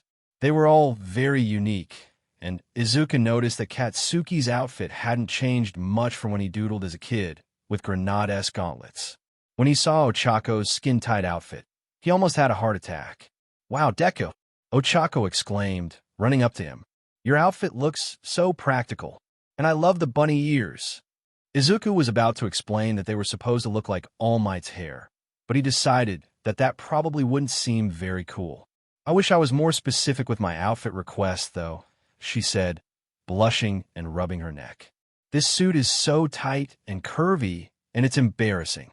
"I think it all looks good," Izuku stuttered, blushing and glancing away. Oh, why you do?" Ochaco's blush deepened, and she also averted her eyes from him. A couple of their classmates noticed the exchange, but nobody mentioned it. Finally, once Hitoshi entered ground beta in his gym uniform, All Might began the lesson. "Shall we begin, my wards? It's time for battle training," he exclaimed. "You're all looking good in those outfits." "Sensei," Ida's voice came from his suit of armor. "This appears to be the same complex as in the practical exam. Will we be performing cityscape maneuvers?" "Ida's outfit looks cool," Izuku thought, looking at his friend's costume. "It reminds me of something. I can't put my finger on it, though." "No, we're going to do indoor anti-personnel battling," All Might clarified. While most villain encounters are seen outdoors, the statistics show that most villains appear indoors. Between confinement, house arrest, black market deals, in this hero-filled world of ours, the most clever villains lurk indoors. Now, you'll be split into hero teams and villain teams, and face off in 2-on-2 indoor battles. We aren't getting any basic training first. So you asked. Practical experience will teach you the basics. The difference now will be that you aren't fighting mindless robots. Suddenly, the class exploded with questions. How is victory determined? Can I just blast everyone away? Are you going to threaten us with expulsion like Aizawa-sensei? How will we divide into teams? Isn't my cape fabulous? Quiet down, one at a time. All Might pleaded, taking out a piece of paper. My quirk isn't super hearing. All right, here's the deal. A cheat sheet. Izuku muttered, quietly, so that only Ochaco could hear him. The villain team will be hiding a fake nuclear bomb that the heroes must find and secure. There is a limited amount of time. The heroes must either secure the weapon or capture the villains in the time limit, and the villains must either capture the heroes or protect the weapon. Teams will be determined by drawing lots. Lots? Tenya exclaimed. Is that really the best way to decide? It makes sense, Izuku said. In most emergency situations, heroes can't pick and choose who to team up with.